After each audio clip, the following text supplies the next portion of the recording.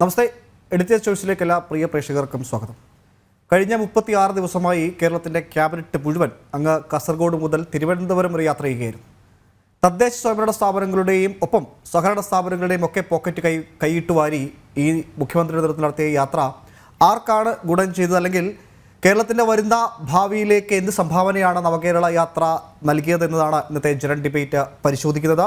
നമ്മോടൊപ്പം അതിഥികളായി അഡ്വക്കേറ്റ് മുതിർന്ന അഭിഭാഷകൻ അഡ്വക്കേറ്റ് കെ രാംകുമാർ, ഒപ്പം എം കെ ഹരിദാസ്, BJP നേതാവ് കെ ഗണേഷ് കുമാർ, ഒപ്പം LDF പ്രതിനിധിയായി അഡ്വക്കേറ്റ് ബൽദേവ് സച്ചിദാനന്ദൻ, കോൺഗ്രസ് വക്താവ് വസന്ത് തെങ്കുപള്ളി എന്നിവരെയാണ് പ്രതീക്ഷിക്കുന്നത്. ഇതിൽ കുറച്ചുപേർ വളരെ വേഗം തന്നെ നമ്മോടൊപ്പം ചേരുമെന്നാണ് മനസ്സിലാക്കാൻ സാധിക്കുന്നത്. അഡ്വക്കേറ്റ് ബൽദേവിലേക്ക് തന്നെ ആദ്യം പോകേണ്ടിയിരിക്കുന്നു. ഈ 336 ദിവസം 140 മണ്ഡലങ്ങളിലൂടെയൊക്കെ നടത്തിയ യാത്ര, ഈ നവകേരള യാത്ര എന്താണ് കേരളത്തിന് നൽകിയത് എന്നതാണ് പ്രതിപക്ഷ പാർട്ടികളുമൊക്കെ എടുത്തെടുത്ത് ചോദിക്കുന്നത്. എന്താണ് എടുത്തു പറയാൻ കഴിയുന്നൊരു നേട്ടം നവകേരള യാത്ര കൊണ്ട്, നവകേരള സദസ്സുകൊണ്ട് കേരളത്തിന് കിട്ടിയത് എന്താണ്?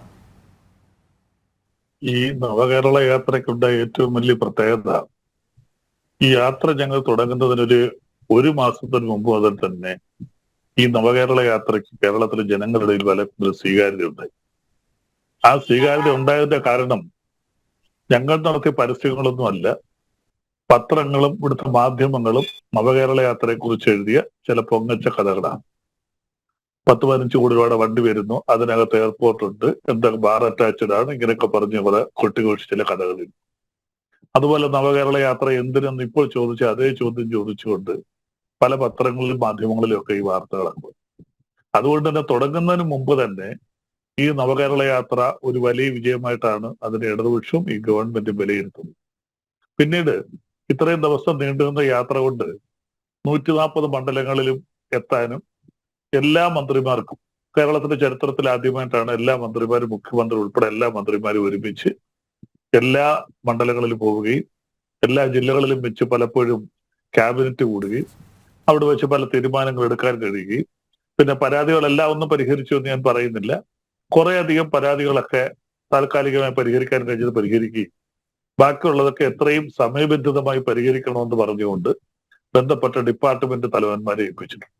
അപ്പൊ ഇതിനകത്തുള്ള ഏറ്റവും വലിയൊരു വിജയമായിട്ട് ഇടതുപക്ഷവും ഗവൺമെന്റും അതിനെ വിലയിരുത്തുന്നത്, ഇത് ജനങ്ങളുടെ പ്രശ്നങ്ങൾ നേരിട്ട് മനസ്സിലാക്കാനും ആ പ്രശ്നങ്ങൾക്ക് എന്തൊക്കെയാണ് പരിഹാരം ജനകീയമായ രീതിയിൽ തന്നെ, ജനാധിപത്യപരമായ രീതിയിൽ ജനങ്ങളുടെ തന്നെ അവകാശങ്ങൾ നിലനിർത്തിക്കൊണ്ട് അവർ വെക്കുന്ന ചില ആശയങ്ങളുണ്ട്, ആ ആശയങ്ങൾക്ക് പ്രാധാന്യം നൽകിക്കൊണ്ട് ആ പ്രശ്നങ്ങൾ പരിഹരിച്ചു കൊണ്ടുപോകാൻ കഴിയണം. അതാണ് ഗവൺമെന്റിന്റെ ഉദ്ദേശം എന്ന് പറയുന്നത്. ഞാൻ തുടക്കത്തിലേ പറഞ്ഞു, എല്ലാ കാര്യങ്ങളും ഒന്നും നമുക്ക് പരിഹരിക്കാൻ പറ്റില്ല, എങ്കിൽ പോലും പരിഹരിക്കാൻ കഴിയുന്ന പരമാവധി പ്രശ്നങ്ങൾ പരിഹരിച്ചുകൊണ്ട് മുന്നോട്ട് പോകാനും അതിലൊക്കെ ഉപരിയായിട്ട് ജനങ്ങളുടെ പ്രശ്നങ്ങൾ നേരിട്ട് മനസ്സിലാക്കാനും ഒരു ഗവൺമെന്റ് കഴിഞ്ഞു. ആദ്യമായിട്ടാണ് അങ്ങനെ ഒരു ഗവൺമെന്റ് ശ്രമിക്കുന്നത്. അത് തന്നെ ഒരു വലിയ കാര്യമായിട്ട് കാണുന്നു. നേരിട്ട് മന്ത്രിസഭയിൽ മുഴുവൻ അംഗങ്ങളും ഓരോ നാട്ടിലും ചെന്ന് ജനങ്ങളുടെ പ്രശ്നങ്ങൾ കേൾക്കുക, അവരുടെ പരാതികൾ പരിഹരിക്കാൻ വേണ്ടി നടപടിയെടുക്കുക, ആ നടപടി കുറെയൊക്കെ പരിഹരിക്കപ്പെടുക, ബാക്കിയുള്ളവ സമയബന്ധിതമായി പരിഹരിക്കപ്പെടുക. അപ്പൊ അതുകൊണ്ട് തീർച്ചയായിട്ടും ഇതിനെ ഗവൺമെന്റ് വിലയിരുത്തിയിരിക്കുന്നതും ഇടതുപക്ഷം വിലയിരുത്തിയിരിക്കുന്നത് ഇത് വളരെ നല്ലൊരു വിജയമായിട്ട് തന്നെയാണ് കാണുന്നത്.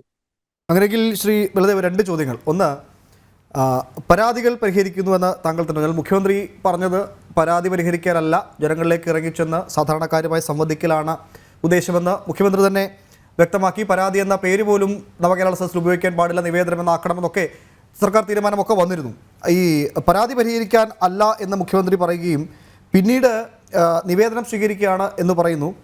ഈ പറഞ്ഞ ഇതൊക്കെയുണ്ട്. മന്ത്രിമാർ ഉൾപ്പെടെ 20 മന്ത്രിമാർ കേരളം മുഴുവൻ യാത്ര ചെയ്തു, അവർക്ക് ജനങ്ങളെ സംവദിക്കാൻ കഴിഞ്ഞു എന്നൊക്കെ പറയുമ്പോൾ സാധാരണക്കാരെപ്പോഴും ഈ നവകേരള സദസ്സിന് പുറത്തായിരുന്നു. ശ്രീ ബലദേവ്, അവിടെ ക്ഷണിക്കപ്പെട്ട പ്രധാനപ്പെട്ട വ്യക്തികളെന്ന പാർട്ടിക്ക് ബോധ്യമുള്ള ആളുകൾ, അല്ലെങ്കിൽ സർക്കാരിന് വരുന്ന ലോക്സഭാ തെരഞ്ഞെടുപ്പിൽ എന്തെങ്കിലും സംഭാവനകൾ നൽകാൻ സാധിക്കുമെന്ന് പ്രതീക്ഷിക്കുന്ന ആളുകൾ മാത്രമേ മന്ത്രിമാരെയും മുഖ്യമന്ത്രിയും ഒക്കെ കണ്ടിട്ടുള്ളൂ. ബാക്കിയുള്ളവരൊക്കെ ഈ 10-30 പരാതി കൗണ്ടറുകൾക്ക് പുറത്തായിരുന്നു അവരൊക്കെ ഉണ്ടായിരുന്നു. അവർക്കാർക്കും ജനങ്ങളിലേക്ക് എത്താൻ കഴിഞ്ഞില്ല. ഇന്ന് ദേശാഭിമാനി എഴുതിയത് തന്നെ, ദേശാഭിമാനി എഴുതിയ ചില വാക്കുകൾ, നവകേരള സദസ്സ് ജനകീയ സംവാദ സദസ്സാക്കി മാറ്റിയെന്ന്.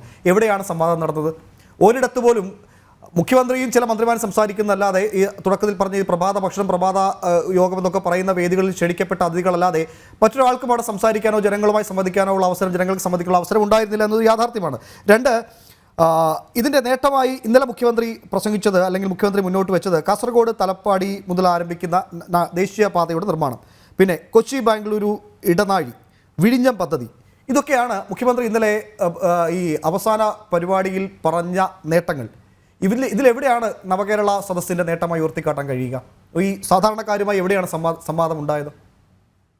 നവകേരള സദസ് തുടങ്ങുന്നതിന് മുമ്പ് തന്നെ വളരെ വ്യക്തമായിരുന്നു കേരള ഗവൺമെന്റ് ആവിഷ്കരിച്ചിട്ടുള്ള നിരവധി പദ്ധതികൾ, അവരുടെ ഫ്ലാഗ്ഷിപ്പ് പ്രോഗ്രാം എന്ന് പറയുന്ന പല പദ്ധതികളും അതിന്റെ എല്ലാ അർത്ഥത്തിലും നടപ്പിലാക്കുകയും അത് മാത്രമായിരുന്നില്ല ലക്ഷ്യം. മുഖ്യമന്ത്രി പറഞ്ഞതുപോലെ ഭാവി കേരളം എങ്ങനെയായിരിക്കണം, കേരളത്തിന്റെ വികസനം എങ്ങനെയായിരിക്കണം, ഒരു 10, 30, 50 വർഷം കഴിഞ്ഞാൽ കേരളത്തിന്റെ ഏത് രീതിയിലുള്ള വികസനമായിരിക്കണം, ആ ഒരു കാഴ്ചപ്പാടുണ്ടായിരിക്കണം.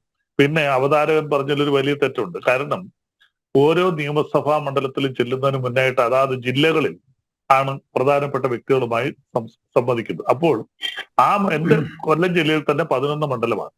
ഈ 11 മണ്ഡലത്തിൽ നിന്നുള്ള പ്രതിനിധികൾക്ക് ഓരോ വിഷയങ്ങളുമായി ബന്ധപ്പെട്ട് ചോദ്യങ്ങൾ കൊടുക്കാമായിരുന്നു. ഉദാഹരണത്തിന് ഞാൻ പ്രവർത്തിക്കുന്ന കരുനാഗപ്പള്ളി ചവറ കോടതികളാണ്.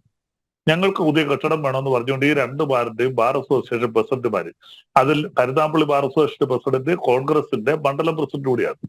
അദ്ദേഹം ആ പരിപാടിയിൽ പങ്കെടുത്ത് കരുനാഗപ്പള്ളിയിലെ കെട്ടിടങ്ങൾ വേണം എന്നാവശ്യപ്പെട്ടു. അപ്പൊ ഭാവിയിലേക്കുള്ളൊരു കാര്യമാണ്. ഇപ്പോൾ അത് വാടക കെട്ടിടത്തിൽ പ്രവർത്തിക്കുന്നു. അപ്പൊ അവിടെ ആ പരിപാടിയിൽ പങ്കെടുത്തത് അദ്ദേഹം, അത് ഇവിടെ ചില സോഷ്യൽ മാധ്യമങ്ങളിൽ വന്ന് കോൺഗ്രസിന്റെ മണ്ഡലം പ്രസിഡന്റ് ഈ പൗരപ്രമുഖരുടെ സദസ്സിൽ പങ്കെടുത്തതിനെ കുറിച്ച് അദ്ദേഹത്തിന് ഒരു ആക്ഷേപം. കരുനാഗപ്പള്ളി ബാർ അസോസിയേഷൻ ചുമതലപ്പെടുത്തിയ അദ്ദേഹത്തിനാണ് ഞാൻ ഉൾപ്പെടുന്ന ബാർ അസോസിയേഷനാണ്. അപ്പം അതുപോലെ ചവറയിൽ നിന്ന് പങ്കെടുത്തു. അപ്പൊ ഈ ജനങ്ങൾ 15,000 പേര് ഒരു പരിപാടിയിൽ പങ്കെടുത്തിട്ടുണ്ടെങ്കിൽ 15,000 പേർക്കും പരാതി പറയാനുള്ള അവസരമല്ല. ഓരോരുത്തരെ പ്രതിനിധീകരിച്ച്, ഓരോ ഗ്രൂപ്പുകളെ പ്രതിനിധീകരിച്ച് അവർക്കുള്ള പരാതികൾ അവരായിട്ട് തന്നെ കൊടുക്കുന്നു. കൊല്ലം ജില്ലയിലെ നിരവധി പരാതികൾ നമുക്കറിയാം. നീണ്ടാടെ തന്നെ അവിടെ മേൽപ്പാലം വേണമെന്ന് പറഞ്ഞുകൊണ്ട് വന്നു. കൊല്ലം ബൈപ്പാസുമായി ബന്ധപ്പെട്ട കാര്യങ്ങൾ വന്നു. സ്ഥലമെടുപ്പുമായി ബന്ധപ്പെട്ട കാര്യങ്ങൾ. ഇതെല്ലാം ഓരോ ഗ്രൂപ്പാണ് ചർച്ചയ്ക്ക് വിധേയമാകുന്നത്. അല്ലാതെ ഒരു നിയോജക മണ്ഡലത്തിൽ എന്റെ മണ്ഡലത്തിൽ ഗ്രൂപ്പിനെയൊക്കെ തലസ്ഥാനത്തേക്ക് വിളിച്ചു വരുത്തിയോ അല്ലെങ്കിൽ ഏതെങ്കിലും ജില്ലാ ആസ്ഥാനത്ത് മന്ത്രിമാർ പോയി കണ്ടാൽ പോരായിരുന്നു? ഈ കോടികൾ ചിലവഴിച്ച് ഈ 1.5 കോടി രൂപ, 5 ലക്ഷം വില വരുന്ന ഒരു വാഹനം വാങ്ങി 36 ദിവസം ഭരണസമ്പന്നമായി തലസ്ഥാനത്ത് ഒരു മന്ത്രി പോലും ഇല്ലാത്തൊരു സാഹചര്യം, അതൊക്കെ മുൻനിർത്തി ഈ യാത്രയുടെ ആവശ്യം ഉണ്ടായിരുന്നു. അതാണ് പ്രധാനമായി വരുന്നൊരു ചോദ്യം. ഈ പൗരപ്രമുഖരുമായി ഒക്കെ കൂടിക്കാഴ്ച നടത്താനായിരുന്നുവെങ്കിൽ പിന്നെ എന്തിനാണ് നവകേരള സദസ്സ് ജനങ്ങളിലേക്ക് ഇറങ്ങിച്ചെല്ലാനാണെന്നൊക്കെ പ്രഖ്യാപനം നടത്തിയത്? മന്ത്രിമാര് തിരുവനന്തപുരത്ത് തന്നെ ക്യാബിനറ്റ് കൂടണമെന്നില്ല. ക്യാബിനറ്റ് കേരളത്തിൽ എവിടെ വേണമെങ്കിലും 14 ജില്ലയിൽ എവിടെ വേണമെങ്കിലും കൂടിക്കൂടെ? ക്യാബിനറ്റ് കൃത്യമായിട്ട് കൂടുന്നുണ്ടായിരുന്നു. എവിടെയോ ഒരു സ്തംഭനം ഉണ്ടായില്ല. ഓരോ കാര്യങ്ങളും ക്യാബിനറ്റ് കൂടി അതാത് കാര്യങ്ങളിൽ അടിയന്തരമായ തീരുമാനങ്ങൾ എടുത്തുകൊണ്ടേ. തിരുവനന്തപുരത്ത് ക്യാബിനറ്റ് കൂടുന്ന അതേ രീതിയിൽ തന്നെ കേരളത്തിലെ പല ജില്ലകളിൽ വെച്ച് ക്യാബിനറ്റ് കൂടിയിട്ടുണ്ട്. അതിന് നിങ്ങൾ തന്നെ എഴുതിയല്ലോ, കണ്ണൂർ വെച്ചൊരു ബാർ ഹോട്ടലിൽ ക്യാബിനറ്റ് കൂടിയെന്ന് പറഞ്ഞ്. അപ്പോൾ ക്യാബിനറ്റ് കൃത്യമായി കൂടുന്നുണ്ട്. ആ ക്യാബിനറ്റ് തീരുമാനം എടുക്കുന്നുണ്ട്. കേരളത്തിൽ ഒരു ഭരണസ്തംഭനം ഉണ്ടായില്ല. ഭരണസ്തംഭനം ഉണ്ടാകണമെങ്കിൽ മന്ത്രിമാര് സ്ഥലത്തില്ലാതിരിക്കണം, എല്ലാവരും വിദേശത്തൊക്കെ പോയാണെങ്കിൽ ശരിയാണ്. ഇത് മൊത്തം മന്ത്രിമാരും ഉണ്ടായിരുന്നു. ചീഫ് സെക്രട്ടറി ഉൾപ്പെടെ അവരുടെ സ്ഥലം തിരുവനന്തപുരത്ത് എങ്ങനെയാണോ ക്യാബിനറ്റ് കൂടുന്നത് അതേ രീതിയിൽ തന്നെ നിരവധി പ്രാവശ്യം, ആഴ്ചയിൽ 1, 2 പ്രാവശ്യമൊക്കെ ക്യാബിനറ്റ് കൂടുകയും വേണ്ടുന്ന തീരുമാനങ്ങൾ എടുക്കുകയും യാതൊരു വിധമായ ഭരണസ്തംഭനം ഉണ്ടായില്ല. പിന്നെ ഓരോ ജില്ലയിലും ഏതാണ്ട് 10, 250, 300 പേരൊക്കെ രീതിയിൽ ഈ പരാതികൾ അവിടെ നൽകിയിട്ടുണ്ട്. ഇത്രയും പേരെയും കൂടെ തിരുവനന്തപുരത്ത് വിളിക്കേണ്ട ആവശ്യമില്ല. അതിലുപരി പരാതികൾ മാത്രമല്ല, ശരിയാണ്, പല നിർദ്ദേശങ്ങൾ അവിടെ വന്നിട്ടുണ്ട്. ഇന്ന രീതിയിലായിരിക്കണം, ഇപ്പൊ കൊല്ലം ജില്ലയുടെ വികസനം ഇന്ന രീതിയിലായിരിക്കണം, ഇന്ന കാര്യങ്ങൾ ഇവിടെ ചെയ്യണം, അടുത്ത ഒരു 10 വർഷത്തേക്ക് ഇന്ന കാര്യങ്ങൾ ചെയ്യണം. അങ്ങനെ നിരവധി നിർദ്ദേശങ്ങൾ. പരാതി നമുക്കറിയാം, സ്ഥിരമായിട്ട് പെൻഷൻ കിട്ടുന്നില്ലെന്നോ അല്ലെങ്കിൽ ശമ്പളം കിട്ടുന്നില്ലെന്നോ തൊഴിലാളികളെ സ്ഥിരപ്പെടുത്തണമെന്നോ കൂലി വർദ്ധനം, ഇങ്ങനെയൊക്കെയാണ് കൂടുതൽ പരാതി വന്നത്. പക്ഷെ ഭാവിയെക്കുറിച്ച് നിസ്സാരമായ പരാതിയാണോ ശ്രീ ബലദേവ്? ഈ അല്ല, അത് പെൻഷൻ കിട്ടുന്നില്ല അല്ലെങ്കിൽ ജോലിയില്ല എന്നൊക്കെ പറയുന്നത് അത്ര നിസ്സാരമായ പരാതികളാണ്? അല്ല, നിസ്സാരം എന്നല്ല ഞാൻ പറഞ്ഞു. അത് സ്ഥിരമുള്ള പരാതികളാണ്. ഞങ്ങൾക്ക് പെൻഷൻ കിട്ടുന്നില്ല, അല്ലെങ്കിൽ ഞങ്ങൾക്ക് ശമ്പളക്കുറവുണ്ട്, കൂലി വർദ്ധന വേണം. ഇതൊക്കെ നമുക്ക് സ്ഥിരമായി നമ്മൾ കേൾക്കുന്ന പരാതികളാണ്. ഇതിൽ നിന്നുപരിയായിട്ട് കേരളത്തിന്റെ ഓരോ ജില്ലയിലും വരുമ്പോൾ ആ ജില്ലയുടെ സമഗ്രമായ വികസനത്തിന് ഗവൺമെന്റ് എന്താണ് ചെയ്യേണ്ടത്, അങ്ങനെയുള്ള ചില നിർദ്ദേശങ്ങൾ അടുത്ത ഒരു 10, 30, 50 വർഷത്തേക്ക് ഓരോ ജില്ലയിലെയും പ്രാദേശികമായ വികസനങ്ങൾ എന്തൊക്കെയാണ് വേണ്ടത്, ഇന്ന കാര്യങ്ങൾ ചെയ്യണമെന്നുള്ള നിർദ്ദേശങ്ങൾ അവിടെ വളരെ സജീവമായിട്ട് ഇതിനെക്കുറിച്ച് ആഴത്തിൽ പഠിച്ച് വിലയിരുത്താൻ കഴിവുള്ള പലരും അതിനകത്ത് പല നിർദ്ദേശങ്ങൾ കൊണ്ടുവന്നു. ആ നിർദ്ദേശങ്ങൾ ഗവൺമെന്റ് സ്വീകരിച്ചിട്ടുണ്ട്. അതിനുള്ള നടപടികളുമായിട്ട് ഗവൺമെന്റ് മുന്നോട്ട് പോവുകയും ചെയ്യും. പിന്നെ ഇപ്പോൾ തന്നെ പറഞ്ഞതുപോലെ നമ്മളെല്ലാത്തിനും നേരിടുന്ന പ്രശ്നം എന്ന് പറയുന്നത് സാമ്പത്തികമായ പരാധീനതയാണ്. നമ്മൾ ഈ പറയുന്ന കാര്യങ്ങളെല്ലാം നടപ്പിലാക്കണമെന്നുണ്ടെങ്കിൽ സമ്പത്ത് വേണം. അത് ഗവൺമെന്റ് തന്നെ തുറന്ന് സംഭവിച്ചിട്ടുണ്ട്. കേരളത്തിന് വളരെയധികം സാമ്പത്തികമായി അത് കോടതിയിൽ മാത്രമേ ഉള്ളൂ ശ്രീ ബലദേവ്. ഇന്നലെ മുഖ്യമന്ത്രി നടത്തിയ പ്രസംഗത്തിൽ പറഞ്ഞത് ലോകത്തെ ഏറ്റവും അല്ലെങ്കിൽ ഭാരതത്തിലെ ഏറ്റവും വലിയ സാമ്പത്തിക മാനേജ്മെന്റ് വിദഗ്ധമായി നടപ്പിലാക്കുന്നത് കേരളത്തിലാണെന്നാണ് അദ്ദേഹം പറഞ്ഞത്. അന്ന് തന്നെയാണ് കോടതി പോയി പറഞ്ഞത് നയാ പൈസ കയ്യിലില്ല എന്ന്. അല്ല, ശരിയാണ്. GDP കണക്കെടുത്താൽ ഇന്ത്യയിൽ 28 സംസ്ഥാനങ്ങളിൽ ഇപ്പോൾ ഏറ്റവും കൂടുതൽ വളർച്ച കഴിഞ്ഞ മാസങ്ങളായിട്ടുള്ളത് 4ാം സ്ഥാനത്തുണ്ട് കേരളം. 28 സംസ്ഥാനങ്ങൾ 4ാമത്തെ സ്ഥാനത്ത് കേരളമുണ്ട്. ഏറ്റവും കൂടുതൽ GDP വളർച്ച വിശേഷിച്ച് ഈ ക്വാർട്ടറിൽ, ഈ അവസാനത്തെ ഈ ക്വാർട്ടറിൽ ഏറ്റവും കൂടുതൽ GDP വളർച്ച കാണിച്ച ഒരു സംസ്ഥാനമാണ് കേരളം. അപ്പൊ സാമ്പത്തികമായിട്ട് വളരെ കൂടുതൽ മുന്നോട്ട് പോകുന്നുണ്ട്. പക്ഷെ ആ സമ്പത്തിലുപരി നമുക്ക് അതിനേക്കാൾ കൂടുതലായിട്ട് നമ്മുടെ വരവിനേക്കാൾ ഒരുപാട് മുകളിൽ ചെലവ് നിൽക്കുന്നു. വർഷങ്ങളായിട്ട് അത് പ്രത്യേകിച്ച് ആരും ഞാൻ കുറ്റമൊന്നും പറയുന്നില്ല. വർഷങ്ങളായിട്ട് നമുക്കുണ്ടായ കടം 57 മുതൽ ഇങ്ങോട്ടുള്ള ഓരോ 5 വർഷം കൂടുമ്പോണ്ടാകുന്ന കടം, അതിന് പലിശ കൊടുക്കുക, അങ്ങനെ ഒരുപാട് സാമ്പത്തിക ബാധ്യതകളുണ്ട്. അതുകൊണ്ട് സാമ്പത്തിക വളർച്ച ഇല്ല എന്നല്ല, നമ്മൾക്കുണ്ടാകുന്ന വളർച്ചയേക്കാൾ കൂടുതലായിട്ട് നമുക്ക് സാമ്പത്തിക ഭാരം വരും. അതാണ് പറഞ്ഞത്. ശരി. ശ്രീ MK ഹരിദാസ്, പൂർണ്ണ വിജയമാണ് നവകേരള സദസ്സ് എന്നാണ് LDFന്റെ വാദം. അവർ മുന്നോട്ട് വെച്ചത് ഈ പല ആളുകളെ നേരിട്ട് കാണുക, പ്രമുഖ വ്യക്തികളൊക്കെ നേരിട്ട് കാണുക, അവരിൽ നിന്ന് നിർദ്ദേശങ്ങൾ സ്വീകരിക്കുക, അതനുസരിച്ച് വരുന്ന ഒരു 50 വർഷത്തേക്ക് കേരളം എങ്ങനെയായിരിക്കണം എന്നതിൻ്റെ ആസൂത്രമാണ് കഴിഞ്ഞ 36 ദിവസമായി കേരളത്തിൽ നടന്നത് എന്നതാണ്. താങ്കൾ എങ്ങനെ വിലയിരുത്തുന്നു ഈ ഒരു സാഹചര്യത്തെ? ശ്രീ ബലദേവ് എന്ന് പറയുന്ന എൻ്റെ പ്രിയപ്പെട്ട സഹപാനലിസ്റ്റിന്റെ കയ്യിൽ നവംബർ മാസത്തിലെ 1000 രൂപ ഉണ്ടായിരുന്നു. ഈ 1000 രൂപയിൽ ചെലവ് കഴിച്ച് അദ്ദേഹത്തിന് 100 രൂപ മിച്ചം വെക്കാൻ കഴിഞ്ഞു. അതേ സമയത്ത് അത് നവംബർ മാസത്തെ കാര്യം കഴിഞ്ഞ് ഡിസംബറിലേക്ക് എത്തിയപ്പോൾ അദ്ദേഹം 1000 രൂപയുടെ കൂടെ 300 രൂപ കൂടി കടം മേടിച്ചു. അപ്പൊ 1300 രൂപയായി. ഈ 1300 രൂപയിൽ 1000 രൂപ ചെലവഴിച്ചിട്ട് അദ്ദേഹത്തിന്റെ കയ്യിൽ ബാക്കി 300 രൂപ ബാക്കി വന്നു. അപ്പൊ കഴിഞ്ഞ മാസം അദ്ദേഹത്തിന്റെ അടുത്ത് 100 രൂപയാണ്, പക്ഷെ ഈ മാസം 300 രൂപയാണ്. അപ്പൊ ഇദ്ദേഹം അത് ഉയർത്തിക്കാട്ടിയിട്ട് പറയണത് എന്റെ വരുമാനം വർദ്ധിച്ചു, എന്റെ ചെലവുകൾ ഞാൻ നടത്തിയിട്ടും എന്റെ കയ്യിൽ ഇതാ 300 രൂപ. അവിടെ ഈ കടം വാങ്ങിയ പൈസയെ പറ്റിയിട്ട് ശ്രീ ബലദേവ് ചിന്തിക്കുന്നില്ല. ഈ GDPയുടെ അനുമാനം കണക്കാക്കുന്നത് 13% കടം മേടിക്കാനുള്ള പരിധി ലംഘിച്ച് 39% കടം വാങ്ങിയ സംസ്ഥാനങ്ങളുടെ പട്ടികയിൽ കേരളമുണ്ട് എന്നുള്ളത് കൂടി അങ്ങ് ദയവ് ചെയ്ത് മനസ്സിലാക്കുക. അതിന്റെ സിമ്പിൾ ആയിട്ടുള്ള ഒരു ഇതാ ഞാൻ പറഞ്ഞത്. നമ്മൾ കടം മേടിച്ചിട്ട് നമ്മുടെ പോക്കറ്റിൽ കുറെ പൈസ വെച്ചിട്ട് ഇതൊക്കെ എന്റെ പൈസയാണ്, ഇതൊക്കെ എന്റെ വളർച്ചയാണെന്ന് കണക്കാക്കുന്നത് പോലെയേ അതുള്ളൂ. രണ്ടാമത്, ഇനി അടുത്തത് എന്താ വെച്ച് കഴിഞ്ഞാൽ അദ്ദേഹം പറഞ്ഞു ഈ നവകേരള സദസ്സിലെ ആൾക്കൂട്ടത്തെ കുറിച്ചിട്ട് പറഞ്ഞു. അങ്ങ് കേൾക്കുന്നുണ്ടാവില്ല ഒരു പക്ഷെ ജോലി തിരക്കില്. ഞങ്ങൾക്കൊക്കെ നിത്യേന ഈ കുടുംബശ്രീയില് ഈ നവകേരള സദസ്സിനോട് കൂറു പുലർത്തുന്ന CPM-ഉമായിട്ടുള്ള സംഘടനകളുടെ സ്ത്രീകള് മറ്റേ ഈ കുടുംബശ്രീ യൂണിറ്റുകളിലേക്കും ഈ തൊഴിലുറപ്പ് പദ്ധതിക്കാരെയും വിരട്ടുന്നതും വിലപേശുന്നതും വരാതിരുന്നാൽ ഇനി തൊഴിൽ കിട്ടില്ല എന്ന് പറയുന്നതൊന്നും അങ്ങ് കേട്ടിട്ടുണ്ടാവില്ല. അതായത് ജബർദസ്തി എന്ന് ഹിന്ദിയിൽ പറയുന്ന, കമ്പൽസറി എന്ന് ഇംഗ്ലീഷിൽ പറയുന്ന, മലയാളത്തിൽ നിർബന്ധപൂർവം എന്ന് പറയുന്ന ആൾക്കാരെ പങ്കെടുപ്പിക്കാനുള്ള ഒരു ശ്രമം ഇതിന്റെ പുറകിൽ ഉണ്ടായതുകൊണ്ട് നവകേരള സദസ്സിൽ ആള് കൂടി എന്ന് നിങ്ങൾക്ക് പറയാറായി എന്നുള്ള കാര്യം പ്രധാനമായിട്ട് മനസ്സിലാക്കുക. നവകേരള സദസ്സിന്റെ വിജയമായിട്ട് ഞാൻ കാണുന്നത്, അതായത് നമ്മൾ പറയില്ലേ ഒരു വലിയ നമുക്കൊരു സന്ദേശം ഈ നവകേരള സദസ്സിലൂടെ തന്നു. അതായത് കരിങ്കൊടി കാണിക്കലും ഒരു റബ്ബർ ഷൂ മുഖ്യമന്ത്രി സഞ്ചരിച്ച 1,05,00,000 ബസ്സിലേക്ക് വലിച്ചെറിയുന്നതും വധശ്രമമാണ് എന്നതും, അതേസമയം മുഖ്യമന്ത്രിയുടെ ഗൺമാനും മുഖ്യമന്ത്രി ഉൾപ്പെടുന്ന പാർട്ടിയിലെ യുവജന സംഘടനയുടെ പ്രവർത്തകരെ കുറുവടി കൊണ്ടും വലിയ വടി കൊണ്ടും ചെടിച്ചട്ടി കൊണ്ടും ഹെൽമറ്റ് കൊണ്ടും സാധാരണക്കാരെ തല തല്ലി പൊളിക്കുന്നത് ജീവൻ രക്ഷാ പ്രവർത്തനവുമാണെന്നുള്ള ഒരു വലിയ കണ്ടുപിടുത്തം നമുക്ക് ഈ നവകേരള സദസ്സിലൂടെ ഉണ്ടായി എന്നുള്ളത് തള്ളിക്കളയാവുന്ന ഒരു സംഗതിയല്ല. കാരണം ഈ ഷൂ കൊണ്ടെറിഞ്ഞ കേസ്, അദ്ദേഹം വക്കീലാണ്, ഇപ്പൊ ഇവിടെ വേറെ ആരും ഇല്ല, അതുകൊണ്ടാണ് അദ്ദേഹത്തിന്റെ പേര് പറഞ്ഞുകൊണ്ട് ഉമേഷെ ഞാൻ പറയുന്നത്. അപ്പൊ ഈ ഷൂ കൊണ്ടെറിഞ്ഞ കേസ് ഒരു കോടതിയിലെ പ്രതികൾക്ക് ജാമ്യത്തിന് ചെന്നപ്പോ കോടതിയാണ് ചോദിച്ചത്, അല്ലാണ്ട് VD സതീശനോ K സുധാകരനോ അല്ല ചോദിച്ചത്. ഷൂ കൊണ്ടെറിയുന്നത് എങ്ങനെ വധശ്രമമാകും? അതേ സമയത്ത് ഇന്ന് ആലപ്പുഴയിലെ ഒരു ജുഡീഷ്യൽ മജിസ്ട്രേറ്റ് കോടതി ഗൺമാൻ തല്ലിച്ചതച്ച കേസിൽ സർക്കാർ നടപടി എടുക്കാത്തതിനെ വിമർശിച്ചുകൊണ്ട് കേസെടുക്കാനും പറഞ്ഞിരിക്കുകയാണ്. അപ്പൊ ഇതൊക്കെ ഈ നവകേരള സദസ്സ് കേരളത്തിലെ പൊതുജനങ്ങൾക്ക്, നികുതിദായകർക്ക് നൽകിയിട്ടുള്ള സന്ദേശങ്ങളിൽ വലിയ വലിയ സന്ദേശങ്ങളിൽ പെടുന്ന കാര്യമാണെന്നുള്ള കാര്യത്തിൽ നമ്മൾ മറക്കരുത്. പിന്നെ ഇന്ന് കേരളത്തിലെ ഉമേഷ ഒരു വളരെ ദുർദിനമാണ്. ജനകോടികൾ അംഗങ്ങളായുള്ള ഒരു പാർട്ടിയുടെ 2 പാർട്ടികളുടെ 2 മന്ത്രിമാരിന്ന് രാജിവെച്ചിരിക്കുകയാണ്. സത്യത്തിൽ ആ ദുഃഖമാണ് നിങ്ങൾ ഇന്ന് ചർച്ച ചെയ്യേണ്ടത്. എനിക്ക് അങ്ങേയറ്റം ഖേദം തോന്നുന്നു. കാരണം ഞാൻ അറിഞ്ഞിടത്തോളം ഈ നവകേരള സദസ്സിന്റെ ഈ 1,05,00,000 രൂപയുടെ ബസ്സിൽ സഞ്ചരിക്കുന്ന ഒരു മന്ത്രി എന്നെ 67 ലക്ഷം രൂപ പറ്റിച്ചു എന്ന് പറഞ്ഞിട്ട് ഈ സദസ്സ് ഏകദേശം കണ്ണൂർ എത്തിയപ്പോ ഒരു വ്യവസായി ഒരു പരാതിയുമായിട്ട് വന്നിരുന്നു. എനിക്ക് ഈ നവകേരള സദസ്സിൽ 1,40,40,000 പരാതികളൊക്കെ ലഭിച്ചു എന്നുള്ളതിലെ എന്നെ ഏറ്റവും ഉത്കണ്ഠാകുലനാക്കുന്ന പരാതി അതാണ്. നിങ്ങളുടെ ഈ ബസ്സില് എന്നെ 67 ലക്ഷം രൂപ പറ്റിച്ചത്. അതും ആ കേസിന്റെ മെറിറ്റ് പറയുന്നത് എന്താ വെച്ചാൽ, കീഴ്ക്കോടതി മുൻസിഫ് കോടതിയിൽ നിന്നും വിധിയായ പൈസ ഇങ്ങേരെ എനിക്ക് തരുന്നില്ല, അത് വാങ്ങിത്തരണം എന്ന് പറഞ്ഞ പരാതി എന്തായി എന്നറിയണം. അപ്പൊ ഇത്തരത്തിലുള്ള തട്ടിപ്പുകാരായ മന്ത്രിമാരെയും കൊണ്ടിട്ടുള്ള യാത്രയുടെ ബസ്സില് വിമാനത്താവളം ഉണ്ടെന്നും ഹോട്ടൽ ഉണ്ടെന്നും ശ്രീ ബലദേവ് ഒരാളും പറഞ്ഞിട്ടില്ല. നവകേരള സദസ്സിന്റെ തുടങ്ങുന്നതിന്റെ 2 ദിവസം മുമ്പ് ഇന്ന് രാജിവെച്ച ലക്ഷക്കണക്കിന് പാർട്ടി പ്രവർത്തകരുള്ള ജനകോടികൾ മെമ്പറായിട്ടുള്ള പാർട്ടിയുടെ ഒരു സ്ഥാപക നേതാവ് ശ്രീ ആന്റണി രാജു ഞങ്ങളോട് പറഞ്ഞതാണ്, ഈ ബസ്സിൽ ഒരു ടോയ്ലറ്റ് ഉണ്ട്, ഈ ബസ്സിൽ 160 ഡിഗ്രിയിൽ കറങ്ങുന്ന ഒരു കസാലയുണ്ട്, ഈ ബസ്സിൽ ചവിട്ടുപടിയിൽ നിന്ന് ഇറങ്ങാൻ കഴിയാത്ത മുഖ്യമന്ത്രിക്ക് വേണ്ടി ലിഫ്റ്റ് ഉണ്ട്.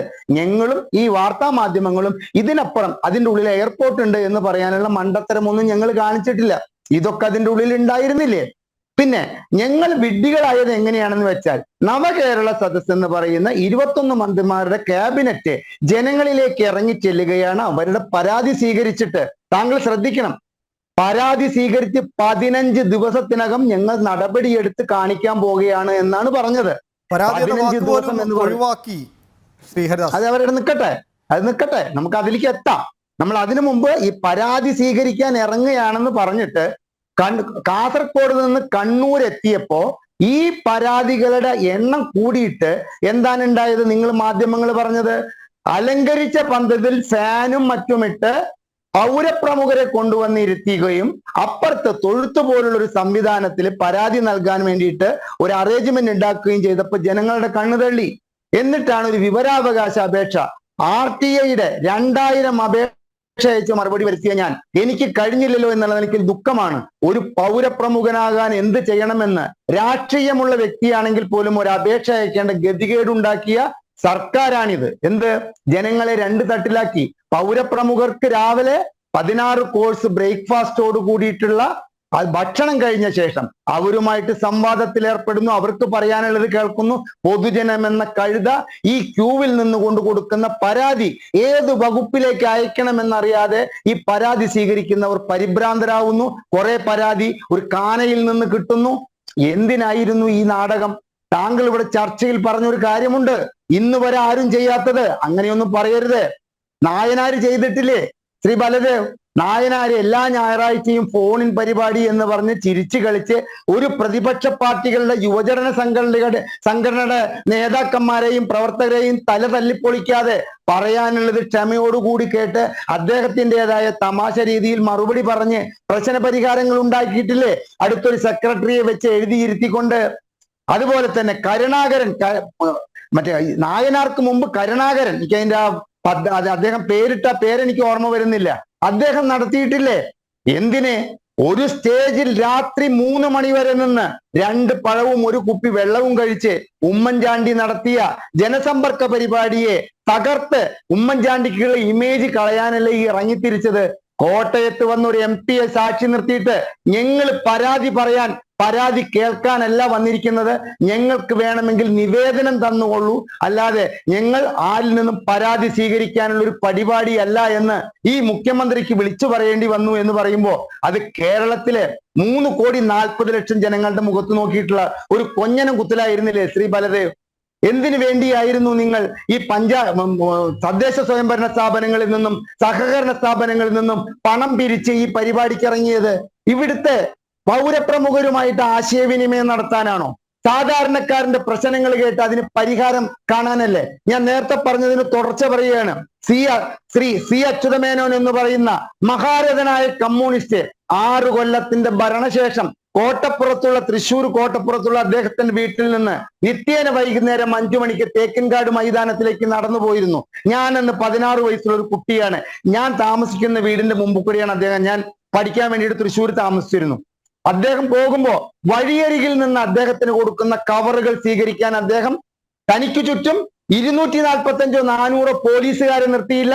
1,05,00,000 രൂപയുടെ വാഹനത്തിലല്ല, പദയാത്ര. ഹരിദാസ്, വളരെ വേണ്ടപ്പെട്ട അടുത്തുകൊണ്ട് നൽകുന്ന ഉപഹാരങ്ങൾ പോലും അല്ലെങ്കിൽ കവറുകൾ പോലും വാങ്ങാൻ മുഖ്യമന്ത്രിക്ക് കഴിയുന്നില്ല. കഴിഞ്ഞ ദിവസങ്ങൾ നമ്മൾ കണ്ടതാണ്. മാധ്യമങ്ങളിൽ ഉൾപ്പെടെ ആവോളം മുഖ്യമന്ത്രിയെ പുകഴ്ത്തുന്ന ചില മാധ്യമപ്രവർത്തകരൊക്കെ അടുത്ത് ചെന്നപ്പോഴുള്ള അദ്ദേഹത്തിൻ്റെ പെരുമാറ്റവും ഒക്കെ. താങ്കളിലേക്ക് മടങ്ങിയെത്തുന്നതിന് മുമ്പ് ശ്രീ ഗണേഷ്, BJP നേതാവ് ശ്രീ ഗണേഷ് കൂടി ചോദിച്ചു. ഗണേഷ്, ഈ കഴിഞ്ഞ 36 ദിവസമായി നമ്മൾ നിരവധി തവണ ചർച്ച ചെയ്തതാണ്. എന്നാലും എത്ര ചർച്ച ചെയ്താലും അവസാനിക്കില്ല. കാരണം അത്രത്തോളം പ്രതിസന്ധിയിലേക്ക് സംസ്ഥാന ഭരണത്തെ, സാമ്പത്തിക അവസ്ഥയൊക്കെ തള്ളിവിട്ടുകൊണ്ടാണ് ഈ നവകേരള യാത്ര കേരളം മുഴുവൻ ഇങ്ങനെ കറങ്ങിയടിച്ചു വന്നത്. ഈ 36 ദിവസം കൊണ്ട് എന്താണ് കേരളത്തിന് നൽകിയത് എന്ന ചോദ്യത്തിന് ഉത്തരമില്ല. എന്നാൽ ചില ഉത്തരങ്ങൾ വരുന്നത് നവകേരള സദസ്സ് കൊണ്ട് കേരളത്തിൻ്റെ സുരക്ഷാ സംവിധാനങ്ങൾ അല്ലെങ്കിൽ ആഭ്യന്തര വകുപ്പിൻ്റെ പിടിപ്പുകേട് എത്രത്തോളം ഉണ്ട് അത് തുറന്നു കാട്ടപ്പെട്ടു എന്നത് ഇന്നലെ പറഞ്ഞത് മറ്റാരുമല്ല, ആലപ്പുഴയിലെ കോടതി തന്നെയാണ്. ശ്രീ ഗണേഷ്.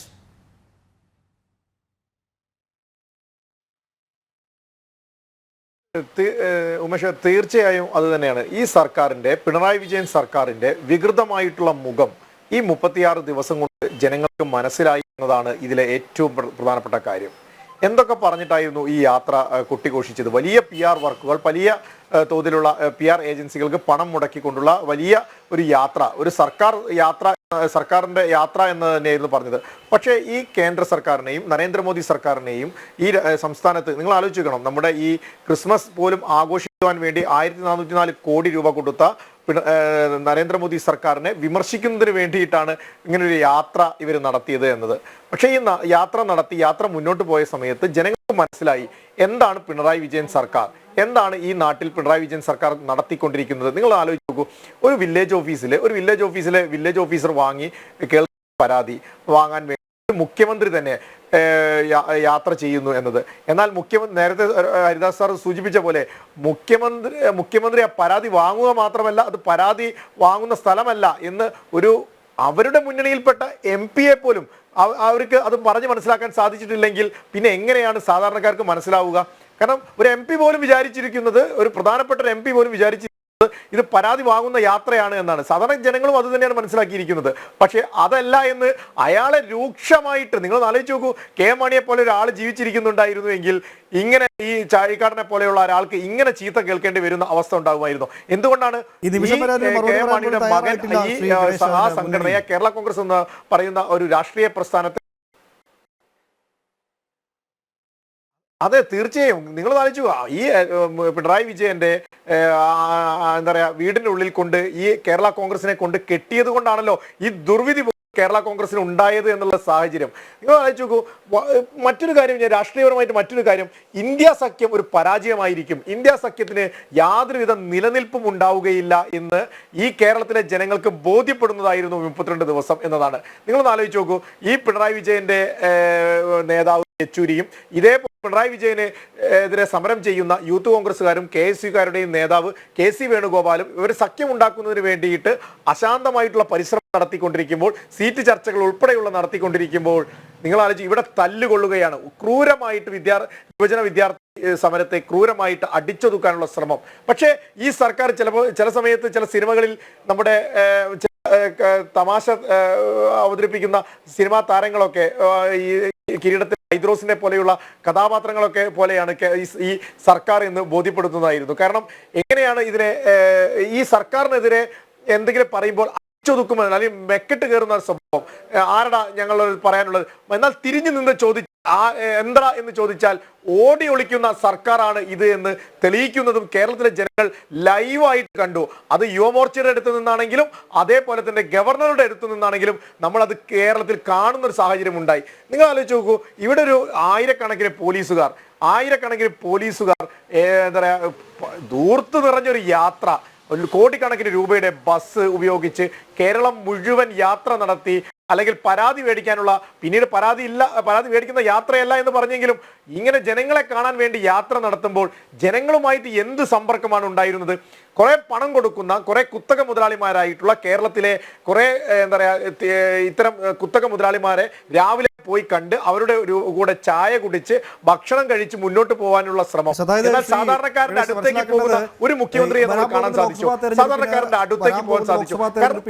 CPM-ന് LDF-ന് സഹായമായി മാറേണ്ട ചില കേന്ദ്രങ്ങൾ, അത് പൗരപ്രമുഖരുണ്ട്, ബിസിനസ് മേധാവിമാരുണ്ട്, പണമായിട്ടാണെങ്കിലും ആൾബലമാണെങ്കിലും പാർട്ടിക്ക് ഏത് തരത്തിൽ ഗുണം ചെയ്യുമ്പോൾ അവർക്ക് നൽകിയ ഒരു ട്രീറ്റ്, അതിനപ്പുറത്തേക്ക് അതിനൊന്നും കാണാൻ സാധിക്കില്ല. എങ്ങനെ കാണാൻ സാധിക്കും അതിനെയൊക്കെ?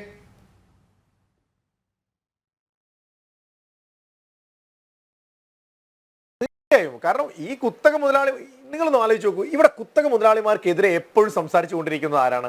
ഇവിടുത്തെ CPM. അവരെ ഇവിടെ എന്താ പറയാ, ഈ കുത്തക മുതലാളിമാർക്ക് എല്ലാ തരത്തിലും അവർക്കൊരു പിൻവാതിൽ നയം തന്നെ ഉണ്ടാക്കി കൊടുത്തിരിക്കുന്നത്. അത് ഏതൊരു കാര്യങ്ങൾ എടുത്തു നോക്കിക്കോ. ബാറിന്റെ വിഷയത്തിൽ ഇവിടെ ബാറുകൾ അടയ്ക്കും, സ്കൂളുകൾ തുറക്കും എന്നൊക്കെ എന്തൊക്കെ തരത്തിലുള്ള മുദ്രാവാക്യങ്ങൾ ഉണ്ടായിരുന്നു. എത്ര ബാറുകൾ ഈ സർക്കാരിന്റെ കാലഘട്ടത്തിൽ തുറന്നു. അപ്പോൾ ഇത്തരത്തിൽ ഇവിടുത്തെ കുത്തക മുതലാളിമാർക്ക്, ഇവിടുത്തെ കള്ള് കച്ചവടക്കാർക്ക് ഒക്കെ എല്ലാ തരത്തിലുള്ള സഹായങ്ങൾ ചെയ്തു കൊടുക്കുന്ന ഒരു സർക്കാർ, അവരെ വിളിച്ചിരുത്തിയിട്ട് അവർക്ക് ഭക്ഷണം കൊടുത്ത് അവരുടെ കൂടെ കെട്ടിപ്പിടിക്കുകയും ഉമ്മ വയ്ക്കുകയും ചെയ്യുന്ന സർക്കാർ. എന്നാൽ സാധാരണ ജനങ്ങളെ പടിക്ക് പുറത്ത് നിർത്തിയിട്ട് സാധാരണ ജനങ്ങളെ ഈ ഈ അറവ് മാടുകളെ കൊണ്ടുപോകുന്നത് പോലെ കൊണ്ടുപോകുന്ന ഒരു സർക്കാർ, അതിൽ ജനങ്ങളുടെ പ്രതിഷേധമാണ് നമ്മൾ മിഠായി തെരുവിൽ കണ്ടത് എന്നതാണ്. കാരണം ഒരു ഗവർണർ വന്ന സമയത്ത് ആ ഗവർണറെ ഞങ്ങൾ എങ്ങനെയാണ് സ്വീകരിക്കുക?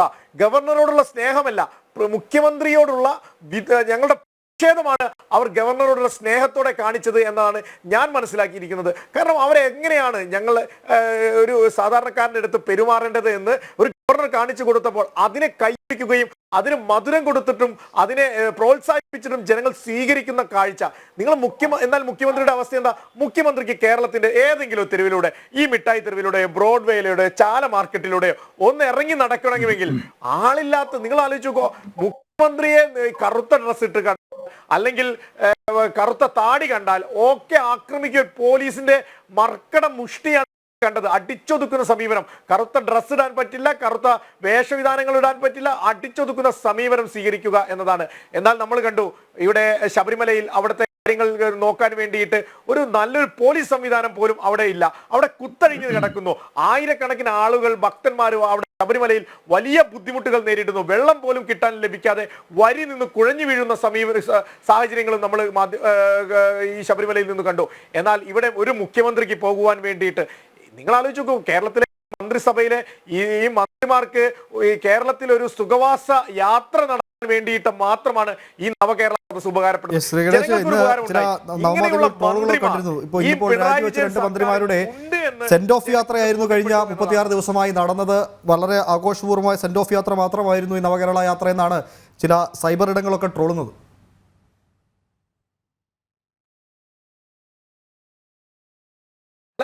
തീർച്ചയായും, അല്ലാതെ എന്താണ്?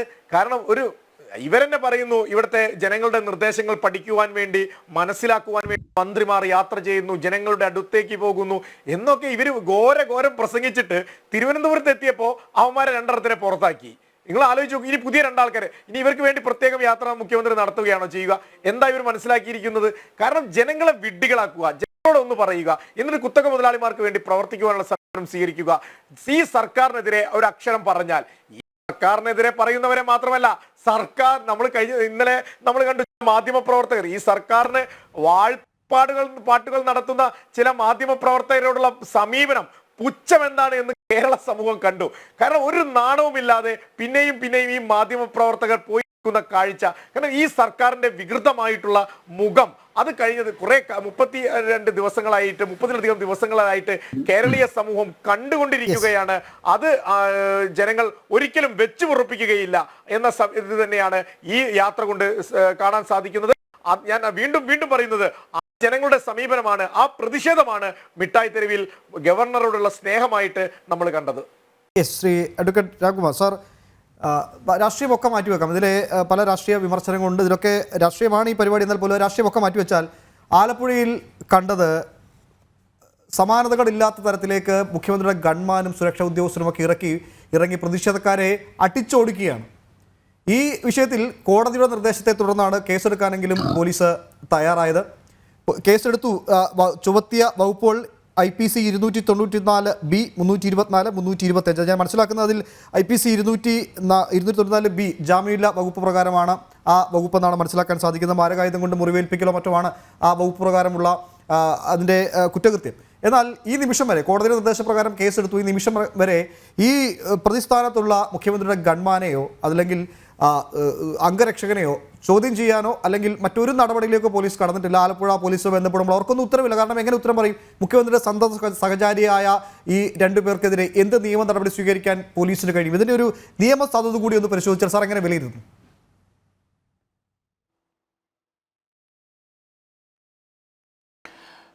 ഇവിടെ നമ്മുടെ കേരളത്തിൽ സഞ്ചരിക്കുന്ന കോടതികളുണ്ടായിരുന്നു. ഒരു വലിയ ബസ് കോടതിയിൽ സംവിധാനമൊരുക്കി മജിസ്ട്രേറ്റ് അതിനകത്തിരുന്ന് ട്രാഫിക് ഒഫൻസ് തുടങ്ങിയ ചില്ലറ കുറ്റങ്ങൾക്ക് അത് കുറച്ചു കാലം കഴിഞ്ഞപ്പോൾ പ്രായോഗികമല്ല എന്ന് കണ്ടു നിർത്തി. ഇന്നിപ്പോൾ ഇന്ത്യ രാജ്യത്ത് ആദ്യമായിട്ടാണ് സഞ്ചരിക്കുന്ന മന്ത്രിസഭ ഉണ്ടാവുന്നത്. ഒരു മന്ത്രിസഭ മുഴുവൻ പ്രത്യേകമായി നിർമ്മിച്ച ആധുനിക ആഡംബര സജ്ജീകരണങ്ങളൊരു ബസ്സിൽ സംസ്ഥാനം മുഴുവൻ സഞ്ചരിക്കുന്നത് ഇന്ത്യ രാജ്യത്ത് ആദ്യമായിട്ടാണ്. അതിൻ്റെ നിയമസാധുത വളരെ പരിശോധിക്കേണ്ടതാണ്. കാരണം ഭരണഘടന അനുസരിച്ച് സാധാരണ രീതിയിൽ തലസ്ഥാനത്താണ് മന്ത്രിസഭ കൂടുക എന്ന് വെച്ച് മറ്റു സ്ഥലത്ത് കൂടാൻ പാടില്ല എന്ന് പറയുന്നില്ല. പക്ഷേ ഒരു ഭരണ സംവിധാനം മുഴുവൻ ബസ്സിനകത്ത് കയറി രാജ്യത്തെ ഭരണസ്തംഭനമുണ്ടാക്കുന്നൊരു പ്രക്രിയ നമ്മുടെ ഭരണഘടന വിഭാവനം ചെയ്തിട്ടില്ല. എന്നിട്ടും പറയണു അവിടെ ഭരണം നടന്നു എന്ന്. ഭരണം നടന്നെങ്കിൽ 4000 പോലീസുകാരുടെ അകമ്പടിയാണ് ഈ യാത്രയ്ക്ക് ഉണ്ടായിരുന്നത്, ഈ സദസ്സിനുണ്ടായിരുന്നത്. ഈ 4000 പോലീസുകാരുടെ യാത്രാപ്പടിയും ഭക്ഷണ ചെലവും മറ്റും വരുമ്പോൾ സാമ്പത്തികമായി ഞെരുക്കം അനുഭവിക്കുന്ന ഈ സംസ്ഥാനത്തിന് താങ്ങാവുന്നതിലധികം സാമ്പത്തിക ബാധ്യത ഈ പരിപാടികളുണ്ടായി. എന്നിട്ട് എന്ത് മെച്ചം കിട്ടി? നേരത്തെ ഇവിടെ സൂചിപ്പിച്ച പോലെ ഒരു ജനപ്രതിനിധിക്ക് പോലും പരസ്യമായി തൻ്റെ നിയോജകമണ്ഡലത്തിലെ പരാതികൾ മുഖ്യമന്ത്രി അറിയിക്കുന്നത് മുഖ്യമന്ത്രി നേരിട്ട് വിലക്കുകയാണ് ചെയ്ത്. അതേപോലെ തന്നെ അവരുടെ പാർട്ടിയിലെ വളരെ സമുന്നതയായ ഒരു നേതാവ്, തൻ്റെ കഴിവ് തെളിയിച്ച ഒരു മന്ത്രി, അവരെ പ്രസംഗം തടസ്സപ്പെടുത്തി. കാരണം അവർ കണ്ണൂർ ജില്ലയിലെ പല പ്രശ്നങ്ങളും പ്രസംഗത്തിൽ പരാമർശിച്ചു. മുഖ്യമന്ത്രി നേരിട്ട് ഇടപെട്ട് അവർ പ്രസംഗം നിർത്തി.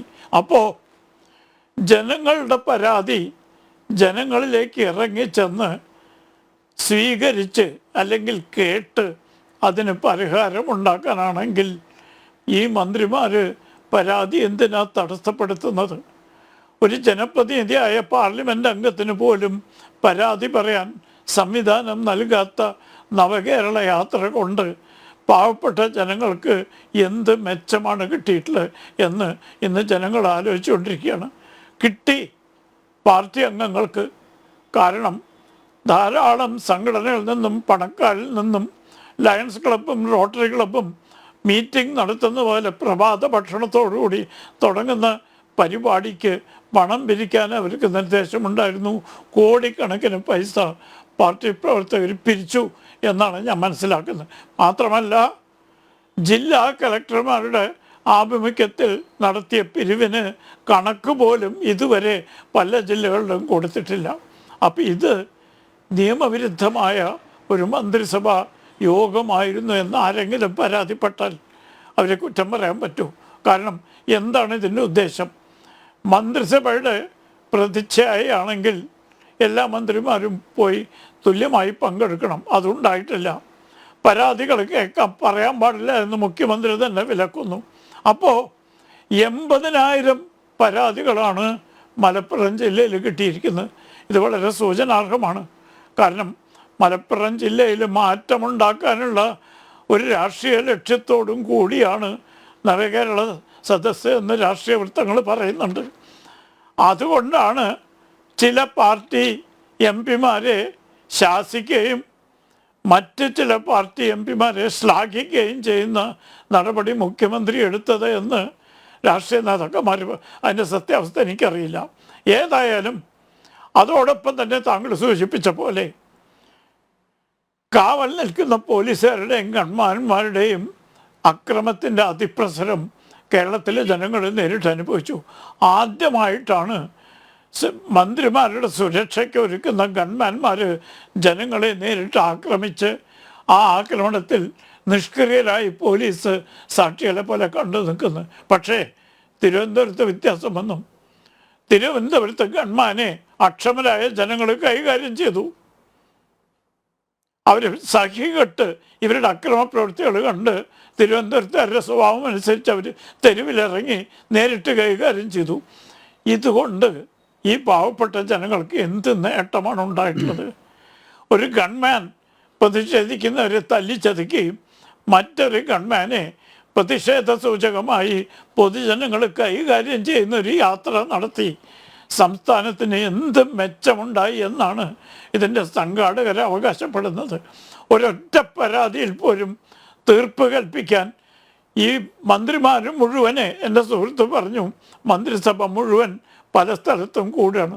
എന്നാൽ അവിടെ വെച്ച് തീരുമാനമെടുക്കാമായിരുന്നില്ലേ ഈ പരാതികൾക്ക്? അതെന്താ ചെയ്യാത്ത? കാലത്ത് പ്രഭാത ഭക്ഷണവും രാത്രി സമൃദ്ധമായ വിരുന്നും സ്വീകരിക്കാനാണോ മന്ത്രിമാർ ജില്ല മുഴുവൻ സഞ്ചരിക്കുന്നത്? അതോ ജനങ്ങളുടെ പരാതി നേരിട്ട് ജനങ്ങളിലേക്ക് എന്ന് ചേർത്ത് അപ്പം തന്നെ പരിഹാര മാർഗം നിർദ്ദേശിക്കാനാണോ? രണ്ടാമതാണെങ്കിൽ അത് പരിപൂർണമായി പരാജയപ്പെട്ടു. ഒറ്റ പരാതിയിൽ പോലും തീരുമാനമെടുത്തില്ല. പതിവ് പോലെ കലക്ടർമാർക്ക് റിപ്പോർട്ടിന് ആവശ്യപ്പെട്ടു.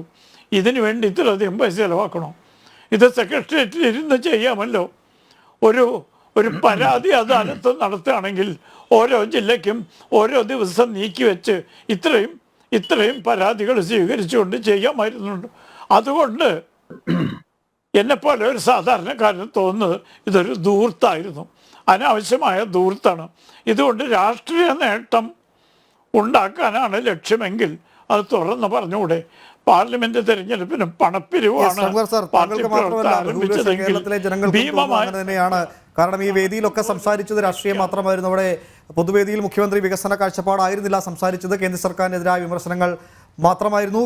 എൽ ഡി എഫ് മുന്നണിയുടെ ലോക്സഭാ തെരഞ്ഞെടുപ്പിലേക്ക് മുന്നോട്ട് പോകുന്ന രാഷ്ട്രീയ പ്രചരണ യാത്രയായി മാത്രം ആ നവകേരള യാത്ര മാറിയെന്ന ആക്ഷേപത്തെ വെക്കുന്നതായിരുന്നു മുഖ്യമന്ത്രിയുടെയും മറ്റ് മന്ത്രിമാരുടെയും ഒക്കെ ചില പരാമർശങ്ങൾ. താങ്കളിലേക്കും മറ്റു അതിഥികളിലേക്കും മടങ്ങിയെത്താൻ ഒരു ചെറിയ ഇടവേളയ്ക്ക് ശേഷം.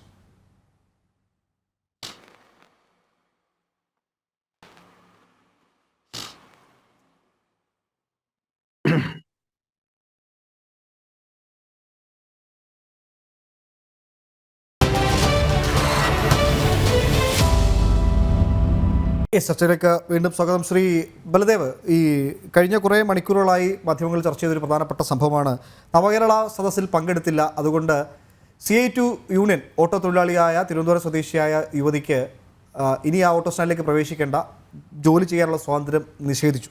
രണ്ട്, ഇന്നലെ സമാപന സമ്മേളനത്തിൽ മന്ത്രി സജി ചെറിയാൻ പറഞ്ഞ ചില വാക്കുകൾ, അത് പറഞ്ഞത് സജി ചെറിയാനാണ് പറഞ്ഞത്, മറിയക്കുട്ടി എന്തിനാണ് ഇങ്ങനെ തുള്ളുന്നത്? അദ്ദേഹത്തിൻ്റെ വാക്കുകൾ അങ്ങനെ തന്നെയാണ്. ഇനി പ്രാദേശിക ഭാഷയാണ് അല്ലെങ്കിൽ നാട്ടുവർത്താനമാണ് എന്നൊക്കെ പറയാം. രണ്ട്, മുഹമ്മദ് റിയാസ് പറഞ്ഞത് സമര ആഭാസമാണ് കേരളത്തിൽ കഴിഞ്ഞ ദിവസം കണ്ടത് എന്നതാണ്.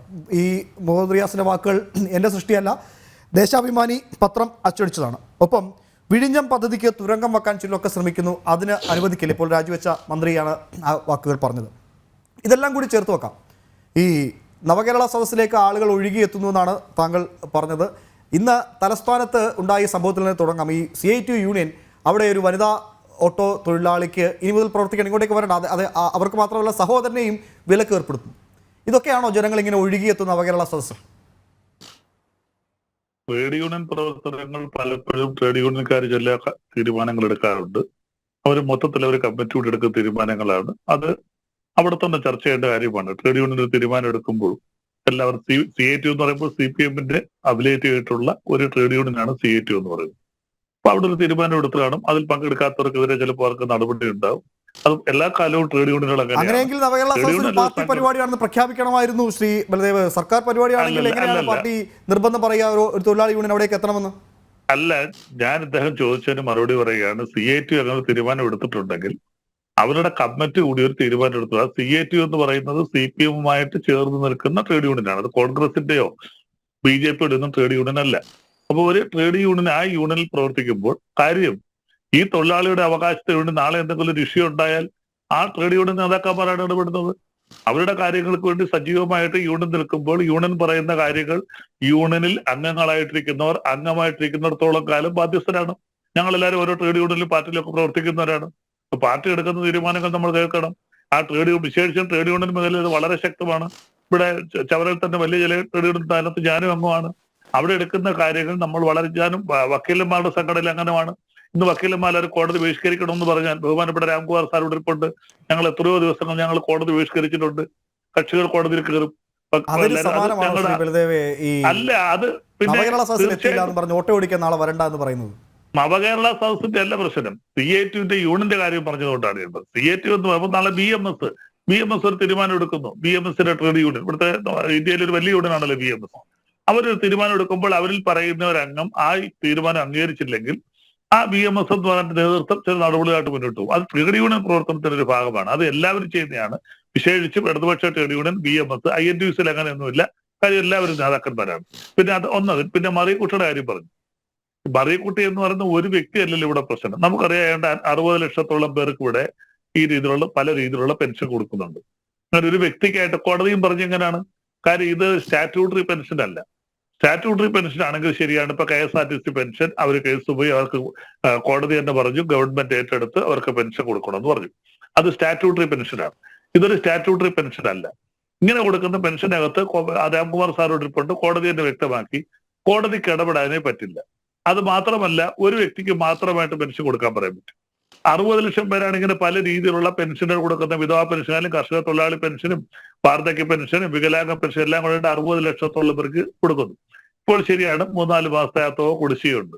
അതിനകത്ത് ഈ ഒരു മാസത്തെ പെൻഷൻ കഴിഞ്ഞ നവംബർ മാസത്തിൽ ഒരു മാസം ആ പെൻഷൻ കൊടുക്കുകയുണ്ടായി.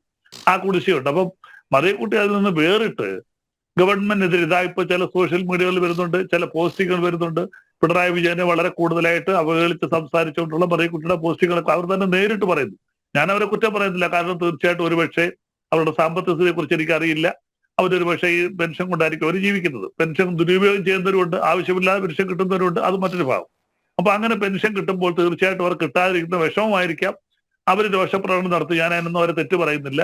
അവർ കിട്ടിക്കൊണ്ടിരുന്ന 1600 രൂപ മുടങ്ങിയപ്പോൾ തീർച്ചയായിട്ടും അവർക്ക് അതിൻ്റെതായിട്ടുള്ള വിഷമം ഉണ്ടായി കാണും. പക്ഷേ മറിയക്കുട്ടി എന്നൊരു കഥാപാത്രത്തെ ഉയർത്തി കാണിച്ചുകൊണ്ട് ഗവൺമെന്റിനെതിരെ ഇവിടെ ആരോ ഒരാൾ പറഞ്ഞു ഇപ്പോഴത്തെ പ്രതിപക്ഷം മറിയക്കുട്ടിയാണെന്ന്.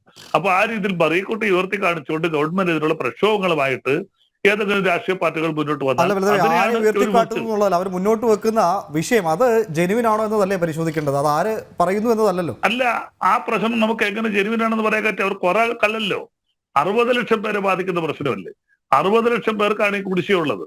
അപ്പൊ തീർച്ചയായിട്ടും അതിനകത്ത് വേറിട്ട് ഏതെങ്കിലും കാരണത്താൽ മറിയക്കുട്ടി ഗവൺമെന്റിനെതിരെ ഒരു സമരം നടത്തി, അതുകൊണ്ട് മറിയക്കുട്ടിക്ക് പെൻഷൻ നൽകുന്നില്ല എന്നൊരു തീരുമാനമെടുത്താൽ നിങ്ങൾ പറഞ്ഞത് ശരിയാണ്. ഇത് മറിയക്കുട്ടി അല്ല, നിരവധി മറിയക്കുട്ടിമാരുണ്ട് കേരളത്തിൽ. എല്ലാവരും ഏകദേശം വികലാംഗൻ ഒഴിച്ച് ബാക്കി എല്ലാവരും, വികലാംഗനും വിധവാ പെൻഷൻ ഒഴിച്ച് ബാക്കി എല്ലാവർക്കും 60 വയസ്സ് കഴിയണം. ആ 60 ഏത് ക്ഷേമ നിധിയിലും അങ്ങനെയാണ്. ആ 60 വയസ്സ് കഴിയുന്നവർക്കാണ് ഈ പെൻഷൻ കൊടുത്തുകൊണ്ടിരിക്കുന്നത്. അങ്ങനെ 60 ലക്ഷം പേരുള്ളപ്പോൾ വേറിട്ട് ഒരാൾക്കൊരു പ്രത്യേകതയില്ല.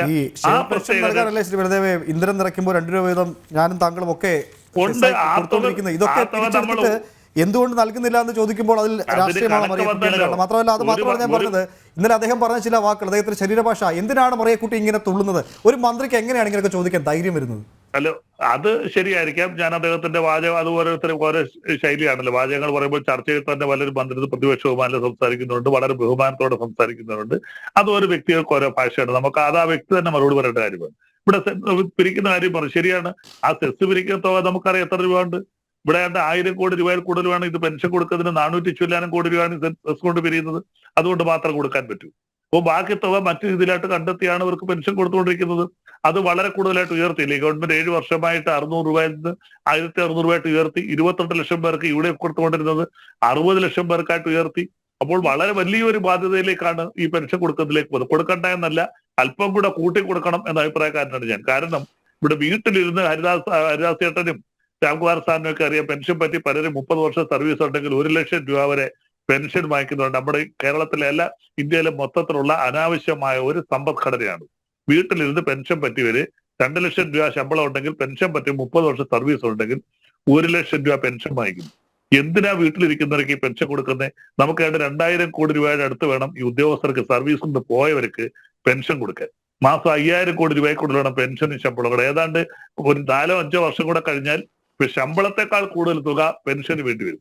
അനാവശ്യമായ ചില ശമ്പള പരിഷ്കരണങ്ങൾ, അത് ഇടതുപക്ഷമല്ല UDF ആയാലും തീർച്ചയായിട്ടും ഒരു ഒരു കമ്മിറ്റിയിൽ ഞാനും ഉണ്ടായിരുന്നു. ഞാനും ശക്തമായിട്ട് എതിർത്തിയാണ് അനാവശ്യമായ രീതിയിലുള്ള ഈ പെൻഷനും ശമ്പള പരിഷ്കരണങ്ങളും. എല്ലാ വർഷവും 2 DA ഒരു ഇൻക്രിമെന്റും കൊടുത്തിട്ട് 4-ാം വർഷം ശമ്പള പരിഷ്കരണം DA മെർജ് ചെയ്യുക. അത് തീർച്ചയായിട്ടും തെറ്റായ ഒരു കാര്യമാണ്. അത് പെൻഷൻ വിഷയം പറഞ്ഞതുകൊണ്ട് ഒരു വിഷയം കൂടി ഓർപ്പിക്കാൻ തോന്നി. ഈ ഗവർണറുമായുള്ള തർക്കം 2019 ആരംഭിച്ചത് ഈ മന്ത്രിമാരുടെ സ്റ്റാഫുകളുടെ പെൻഷൻ സംബന്ധിച്ച തർക്കമായിരുന്നു. അങ്ങനെയെങ്കിൽ ഈ പെൻഷൻ പിൻവലിക്കണമെന്നത് ആവശ്യമുണ്ടെങ്കിൽ ആദ്യം അവിടെ പരിഷ്കരിച്ചുകൂടെ?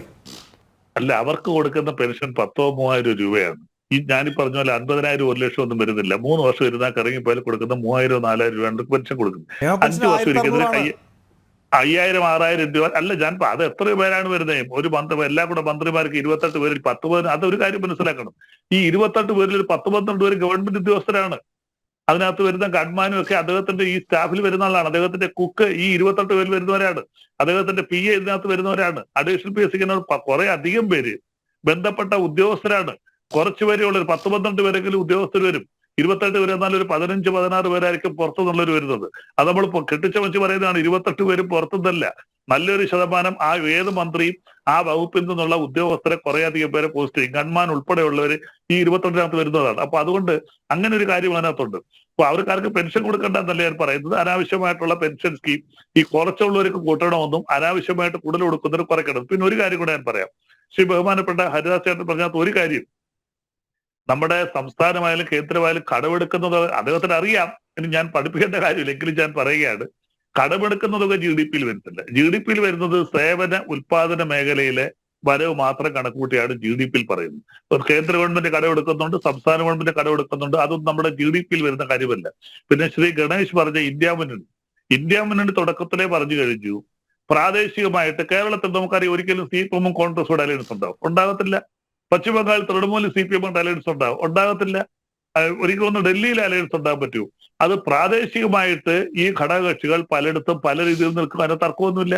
അതുപോലെ തന്നെ ദേശീയ തലത്തിൽ എവിടെ ആരോടാണ് ശ്രീ ബലദേവേ സഖ്യം ഉണ്ടാക്കാൻ പറ്റുക? അല്ല, ഞാൻ കേരളത്തിലെ കാര്യമാണല്ലോ ഇവിടെ പറഞ്ഞത്. കേരളത്തിൽ അങ്ങനെ ഒരു സഖ്യം ഉണ്ടാകാൻ പറ്റില്ല. കോൺഗ്രസ് കാര്യം ഇവിടെ വേറെ പാർട്ടികൾ ഇവിടെ 2 മുന്നണിയുള്ളൂ. BJP എന്തായാലും ഇവിടെ ലോക്സഭാ ഇലക്ഷനിൽ മത്സരിച്ച് ഒരു സീറ്റിലും ജയിക്കാൻ പോകുന്നില്ല. ഇവിടെ 20 സീറ്റിലും ജയിച്ചാൽ ഇന്ത്യ മുന്നണിയുടെ സ്ഥാനാർത്ഥികളായിരിക്കും. അത് LDF ജയിച്ചാലും UDF ജയിച്ചാലും 20 പേരും കേരളത്തിൽ നിന്ന് പോകുന്നത്. ഇല്ല, ഒരിക്കലും വരണമെന്നില്ലല്ലോ. പല സീറ്റിലും പ്രാദേശിക അത് നേരത്തെ തന്നെ അവരുടെ അജണ്ടയിൽ ഇന്ത്യ മുന്നണി അവരുടെ അജണ്ടയിൽ പറഞ്ഞിട്ടുണ്ട്. പ്രാദേശികമായിട്ട് ചില മാറ്റങ്ങൾ ഉണ്ടാക്കാം. പിന്നെ നവകേരള സദസ്സുമായിട്ട് ബന്ധപ്പെട്ട് BJP ഒരു നല്ല കാര്യം ചെയ്തു. BJP കോൺഗ്രസിന്റെ കണക്ക് ഈ എല്ലാ ജില്ലയിലും തടയാനും ആകെ എനിക്കൊന്ന് കൊല്ലം ജില്ലയിലാണ് യുവമോർച്ചയും DYFI ആയിട്ട് സംഘർഷം ഉണ്ടായത്. മറ്റു പല സ്ഥലങ്ങളിലും അങ്ങനെ ഒരു സംഘർഷത്തിന് വണ്ടി തടയാനോ എന്താണ് അതിന്റെ കാര്യമെന്ന് എനിക്ക് അറിഞ്ഞുകൂടാ. കുറെ നേതാക്കന്മാരോട് ചോദിച്ചപ്പോൾ അവർ പറഞ്ഞത് ഞങ്ങൾ സമരം ചെയ്താൽ അത് കൂടുതൽ ഞങ്ങൾക്കല്ല ഗുണം ചെയ്യുന്നത് കോൺഗ്രസിനാണ്. കഴിഞ്ഞ ലോക്സഭാ ഇലക്ഷന് ശബരിമല സംഭവവുമായിട്ട് ബന്ധപ്പെട്ടപ്പോൾ ഞങ്ങൾക്കത് മനസ്സിലായി. ശരിയാണ്, കോൺഗ്രസിനേക്കാൾ ശക്തമായ സമരം ചെയ്യാൻ കേരളത്തിൽ കോൺഗ്രസിന്റെ അത്രയും എണ്ണത്തിലില്ലെങ്കിലും ശക്തിയിൽ BJP-ക്കാർക്ക്, അതാണ് ഉണ്ണിത്താൻ പറഞ്ഞത്.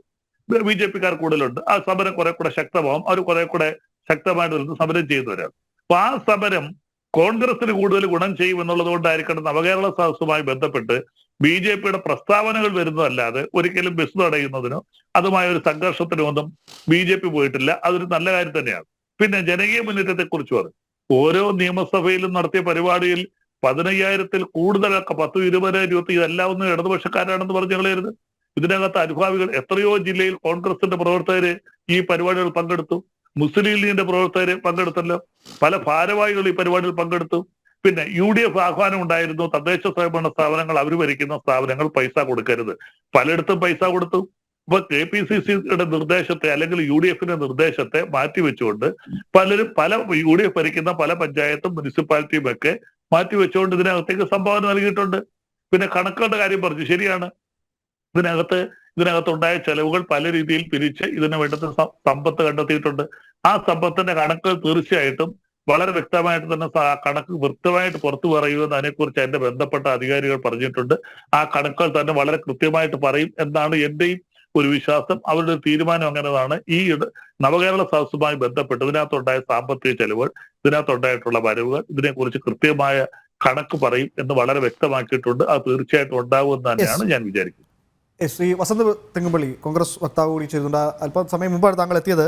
ശ്രീ ബലദേവിൻ്റെ ചില വാദഗതികൾ താങ്കൾ കേട്ടുവെന്ന് വിചാരിക്കും. ഈ വിഷയമായി ബന്ധപ്പെട്ട് വന്നതാണെങ്കിൽ പോലും ശ്രദ്ധയിൽപ്പെടുത്തേണ്ടതാണ്. ഒന്ന്, ഇവിടെ മത്സരിക്കുന്ന 20 എംപിമാരിൽ ആര് വിജയിച്ചാലും അവരൊക്കെ ഇന്ത്യ മുന്നണിയുടെ INDA സഖ്യത്തിൻ്റെ ഭാഗമായാവും ഡൽഹിയിലേക്ക് എത്തുക. അങ്ങനെയെങ്കിൽ ഒരുമിച്ച് മത്സരിച്ചുകൂടെ എന്ന ഒരു ചോദ്യമുണ്ട്. രണ്ട്, ഈ KPCC നേതൃത്വവും DCC നേതൃത്വവും ഒക്കെ പറഞ്ഞതിൻ്റെ വിലക്ക് ലംഘിച്ചുകൊണ്ട് നവകേരള സദസ്സിന് പണം നൽകിയത് UDF ഭരിക്കുന്ന പല തദ്ദേശ സ്വയംഭരണ സ്ഥാപനങ്ങളുമുണ്ട്. അതൊക്കെ സൂചിപ്പിക്കുന്നത് കോൺഗ്രസിൽ നിന്ന് അല്ലെങ്കിൽ കോൺഗ്രസ് മുന്നോട്ട് വെക്കുന്ന ഈ സമരം പ്രതിഷേധമൊക്കെ വെറുതെയാണ്, ജനങ്ങൾ അതിന് എതിരാണ് എന്നതൊക്കെയാണ് ബലദേവിൻ്റെ വാദഗതി. എങ്ങനെ പ്രതികരിക്കുന്നു ഈ രണ്ട് കാര്യങ്ങളോട്? അല്ല ഉമേഷ്, ഒന്ന്, നവകേരള സദസ്സിന് കോൺഗ്രസ് ഭരിക്കുന്ന അല്ലെങ്കിൽ UDF മുന്നണിയിലെ ഏതെങ്കിലും കക്ഷി ഭരിക്കുന്ന നഗരസഭകളാവട്ടെ പഞ്ചായത്തുകളാവട്ടെ ഫണ്ട് അനുവദിച്ചിട്ടുണ്ടെങ്കിൽ അവിടെ അതാത് പഞ്ചായത്തുകളുടെ നഗരസഭകളുടെ സെക്രട്ടറിമാരാണ് ഫണ്ട് അനുവദിച്ചത്. അത് അനുവദിക്കാൻ പറ്റില്ല, സെക്രട്ടറിമാർക്ക് അതിനുള്ള അധികാരമില്ലെന്ന് കോടതി പറയുകയും ചെയ്തു. ഇനി ഇരിക്കട്ടെ, ഇനി ഏതെങ്കിലും കോൺഗ്രസ് നേതാക്കൾ അല്ലെങ്കിൽ ലീഗ് നേതാക്കൾ അല്ലെങ്കിൽ UDF നേതാക്കളുടെ മുൻകൈയോടുകൂടിയാണ് അങ്ങനെ ഫണ്ട് അനുവദിക്കപ്പെട്ടതെങ്കിൽ ഞാൻ ഈ നിമിഷം നിങ്ങളുമായി ചർച്ചയിൽ ഏർപ്പെടുന്ന ഈ സമയത്ത് അങ്ങനെ ഫണ്ട് അനുവദിക്കാൻ നേതൃത്വം കൊടുത്ത ഒരാൾ പോലും ഇന്ത്യൻ നാഷണൽ കോൺഗ്രസിന്റെ 5 രൂപ മെമ്പറായി ഇല്ല എന്ന് ആർജവത്തോടുകൂടി ഉത്തരം പറയാൻ പറ്റുന്നത് കൊണ്ടാണ് ഇന്ന് ചർച്ചയ്ക്കിരിക്കുന്നത്. അങ്ങനെ പാർട്ടിയുടെ മുന്നണിയുടെ തീരുമാനത്തിന് വിരുദ്ധമായി പ്രവർത്തിച്ച ആരും, എന്തിനേറെ പറയുന്നു, പാലക്കാട് മുൻ DCC പ്രസിഡന്റ് ആയിരുന്ന ശ്രീ ഗോപിനാഥൻ പോലും ഇന്ന് ഞങ്ങളുടെ പാർട്ടി വിട്ട് വെളിയിൽ പോകേണ്ട വന്നത് നവകേരള സദസ്സിൽ പോയി പ്രഭാത ഭക്ഷണത്തിന്റെ അണ്ടിപ്പരിപ്പും കപ്പലണ്ടിയും മുന്തിരിയും ഒക്കെ തിന്നാൻ പോയത് കൊണ്ടാണ്. അതുകൊണ്ട് അങ്ങനെയുള്ളവരാരും ഈ പാർട്ടിയിൽ ഉണ്ടാവില്ല. അതാണ് ഈ പാർട്ടിയുടെ തീരുമാനം. രണ്ട്, അദ്ദേഹം പറഞ്ഞ കാര്യം, നവകേരള സദസ്സിന് എതിരായുള്ള സമരം വെറുതെയാണ്. എവിടെ വെച്ചാണ് സമരം തുടങ്ങുന്നത്? ഇവരുടെ ഏതോ ഒരു PR ഏജൻസി ഉപദേശിച്ചു കൊടുത്തതിന്റെ പുറത്ത് ഇറങ്ങി പുറപ്പെടുകയാണ്. മുമ്പ് ശ്രീ ഉമ്മൻചാണ്ടി എങ്ങനെയാണോ ജനസമ്പർക്ക പരിപാടി നടത്തിയത്, അതുപോലെ തന്നെ ഞങ്ങൾ ഒരു അഭിനവ ഉമ്മൻചാണ്ടിമാരായേക്കാം എന്ന് പ്രത്യാശിച്ചുകൊണ്ടാണല്ലോ ഇവർ ഇറങ്ങിയത്. ആകപ്പാടെ പെൻഷൻ കൊടുക്കാതെ, കൂട്ടിരിപ്പുകാർക്കുള്ള കിടപ്പ് രോഗികളുടെ കൂട്ടിരിപ്പുകാർക്കുള്ള ഫണ്ട് അനുവദിക്കാതെ, 20 രൂപ ഊണിന്റെ ഫണ്ട് അനുവദിക്കാതെ, പെട്രോളിന്റെ അധിക സെസ് 2 രൂപ ജനത്തിന് മേൽ അടിച്ചേൽപ്പിച്ചുകൊണ്ട്, സപ്ലൈകോയിൽ സാധനങ്ങളില്ലാതെ ഒക്കെയുള്ള വലിയ ദുർഘട അവസ്ഥയിൽ ഈ സർക്കാർ നിൽക്കുമ്പോ ഇത് മുഴുവൻ അങ്ങ് വൈറ്റ് വാഷ് അങ്ങ് വെളുപ്പിച്ച് കളഞ്ഞേക്കാം എന്ന് പ്രതീക്ഷിച്ചുകൊണ്ടാണ് പിണറായി വിജയനും കൂട്ടരും ഈ യാത്ര ആരംഭിക്കുന്നത്. എന്നാൽ ഉമേഷെ, വെളുക്കാൻ തേച്ചത് പാണ്ടായി എന്നൊക്കെ നമ്മൾ പറഞ്ഞു കേൾക്കുന്നത് പോലെ ഈ യാത്രയുടെ അവസ്ഥാനം എന്താണ് ഉണ്ടാവുന്നത്? ഇത് സർക്കാരിന് വലിയൊരു പാണ്ടായി, എത്ര തൂത്ത് കളഞ്ഞാലും അവരുടെ മുഖത്ത് നിന്ന് പോകാത്ത വലിയൊരു ജനവിരുദ്ധ പാണ്ടായി അവരുടെ മുഖത്ത് പ്രതിഫലിക്കുന്നുണ്ട്. എവിടെ വെച്ചാണ് ശ്രീ ബലദേവ് സച്ചിദാനന്ദൻ സമരങ്ങൾ തുടങ്ങുന്നത്? കല്യാശ്ശേരി വരെ UDFന്റെ യോഗം തീരുമാനിച്ചത്, കോൺഗ്രസ് ഔദ്യോഗിക നേതൃത്വം തീരുമാനിച്ചത്, ഈ പരിപാടിയോട് ഞങ്ങൾ മുഖം തിരിച്ചു നിൽക്കുക എന്നതിനപ്പുറത്ത് യാതൊരു പ്രതിഷേധവും വേണ്ട, ജനം തന്നെ കുറ്റിച്ചൂല് കൊണ്ട് അടിച്ച് നിങ്ങളെ തിരിച്ച് മന്ത്രിസഭയെ സെക്രട്ടേറിയറ്റിൽ എത്തിച്ചോളും എന്നുള്ളതായിരുന്നു കോൺഗ്രസിന്റെ തീരുമാനം. എന്നാൽ കല്യാശ്ശേരിയിൽ ഞങ്ങളുടെ പ്രവർത്തകരുടെ, അവിടുത്തെ KSUവിന്റെ, യൂത്ത് കോൺഗ്രസിന്റെ ബൂത്ത് പ്രസിഡന്റുമാരെ വരെ അറസ്റ്റ് ചെയ്യുന്നു. പൗരാവകാശ ലംഘനം. ആ പൗരാവകാശ ലംഘനം കൃത്യമായി അവിടെ ഉണ്ടാകുമ്പോൾ അതിനെതിരെ കരിങ്കൊടി പ്രയോഗവുമായി, കരിങ്കൊടി സമരവുമായി യൂത്ത് കോൺഗ്രസിന്റെ ജില്ലാ വൈസ് പ്രസിഡന്റ് അടക്കമുള്ളവർ അവിടെ എത്തുന്നു. അപ്പോഴാണ് നിങ്ങളുടെ DYFIയുടെ കിങ്കരന്മാർ ഈ ചെടിച്ചട്ടിയും ഹെൽമറ്റും ഒക്കെയായി ജീവൻ രക്ഷാ പ്രവർത്തനം നടത്തുന്നത്. അവിടെ അത് അവസാനിച്ചേനെ. ഒരുപക്ഷെ മുഖ്യമന്ത്രി പിറ്റേന്ന് നടത്തിയ വാർത്താ സമ്മേളനത്തിൽ DYFI ഇതിൽ ചെയ്തത് തെറ്റാണ്, 320 അടക്കം 307 അടക്കം പല വിവിധ വകുപ്പുകളും ഇത് അട്രാക്ട് ചെയ്യുന്നുണ്ട്, അതുകൊണ്ട് തന്നെ ഞങ്ങൾ എന്ത് ചെയ്യുന്നു, ഈ കേസ് എടുത്ത് മുമ്പോട്ട് പോകാനാണ് തീരുമാനം, സുരക്ഷാ ചുമതല പോലീസിന്റേതാണ്, അവർ നോക്കട്ടെ, DYFI കുട്ടികൾക്ക് തെറ്റുപറ്റിപ്പോയി എന്ന് പക്വതയോടുകൂടി പിണറായി വിജയൻ ഒരു വാക്ക് പറഞ്ഞിരുന്നെങ്കിൽ അവിടെ ഒരു ചില പ്രശ്നങ്ങളുണ്ട്. നിങ്ങളിങ്ങനെ യൂത്ത് കോൺഗ്രസ്സുകാർ നടന്ന അടി കൊണ്ടിട്ട് യാതൊരു കാര്യമില്ല. അല്പസമയം മുമ്പ് ബലദേവ് പറഞ്ഞ പോലെ അദ്ദേഹത്തിന്റെ വാക്കുകൾ തന്നെ കടമെടുത്താൽ ഈ ലോക്സഭാ തെരഞ്ഞെടുപ്പാണല്ലോ ഇനിയിപ്പോൾ വരാൻ പോകുന്ന ഒരു രാഷ്ട്രീയ ഉരകൽ എന്ന് പറയുന്നത് ഈ പ്രതിഷേധങ്ങളുടെ ഒക്കെ. അങ്ങനെ പ്രതിഷേധിച്ച് അടി കൊണ്ട് നിങ്ങൾ ആരെയാണ് താഴെ ഇറക്കാൻ നോക്കുന്നത്? ഇവിടെ ജയിക്കുന്ന 20 പേർ, അതായത് LDF വിജയിച്ചാലും UDF വിജയിച്ചാലും അവർ മാത്രം വിജയിക്കുമെന്നാണ് അദ്ദേഹത്തിൻ്റെ ഒരു പ്രഖ്യാപനം. അങ്ങനെ ആര് വിജയിച്ചാലും അവരൊക്കെ അവിടെ പോയി ഒരേ മുന്നണിയാണ്. പിന്നെ ആർക്ക് വേണ്ടിയാണ് ഈ സമരം? അതാണൊരു ചോദ്യം. അതൊരു രാഷ്ട്രീയ ചോദ്യം തന്നെയാണ് ശ്രീ വസന്ത്. അല്ല ഉമേഷ് ഒരു മാധ്യമ പ്രവർത്തകനല്ലേ? ഉമേഷ് ഗണേഷിനെ പോലെ യുവമോർച്ചക്കാരന്റെ ചോദ്യത്തിന്റെ നിലവാരത്തിലേക്ക് താഴെ. ഞാൻ പറഞ്ഞതല്ല, ഇത് ബലദേവ് പറഞ്ഞതാണ്. കേൾക്കൂ, നവകേരള സദസ് എങ്ങനെയാണെന്നും അതുമായി ബന്ധപ്പെട്ട് സംസ്ഥാനത്തെ രാഷ്ട്രീയം എങ്ങനെയാണ് ചർച്ച ചെയ്യപ്പെടുന്നതെന്നും കൃത്യമായി അങ്ങേക്ക് അറിയാമല്ലോ. ഇപ്പൊ ഗണേഷാണ് ഇത് പറയുന്നതെങ്കിൽ കഴിഞ്ഞ ഒരു 5-6 ചർച്ചയിൽ ഇത് തന്നെയാണ് പറഞ്ഞുകൊണ്ടിരിക്കുന്നത്. ഒരേ ക്യാപ്സൂളാണ് അദ്ദേഹം പറയുന്നത്. അതിന് വീണ്ടും വീണ്ടും ഉത്തരം പറയാൻ ഞാൻ തയ്യാറുമാണ്. ഇത് കേൾക്കൂ.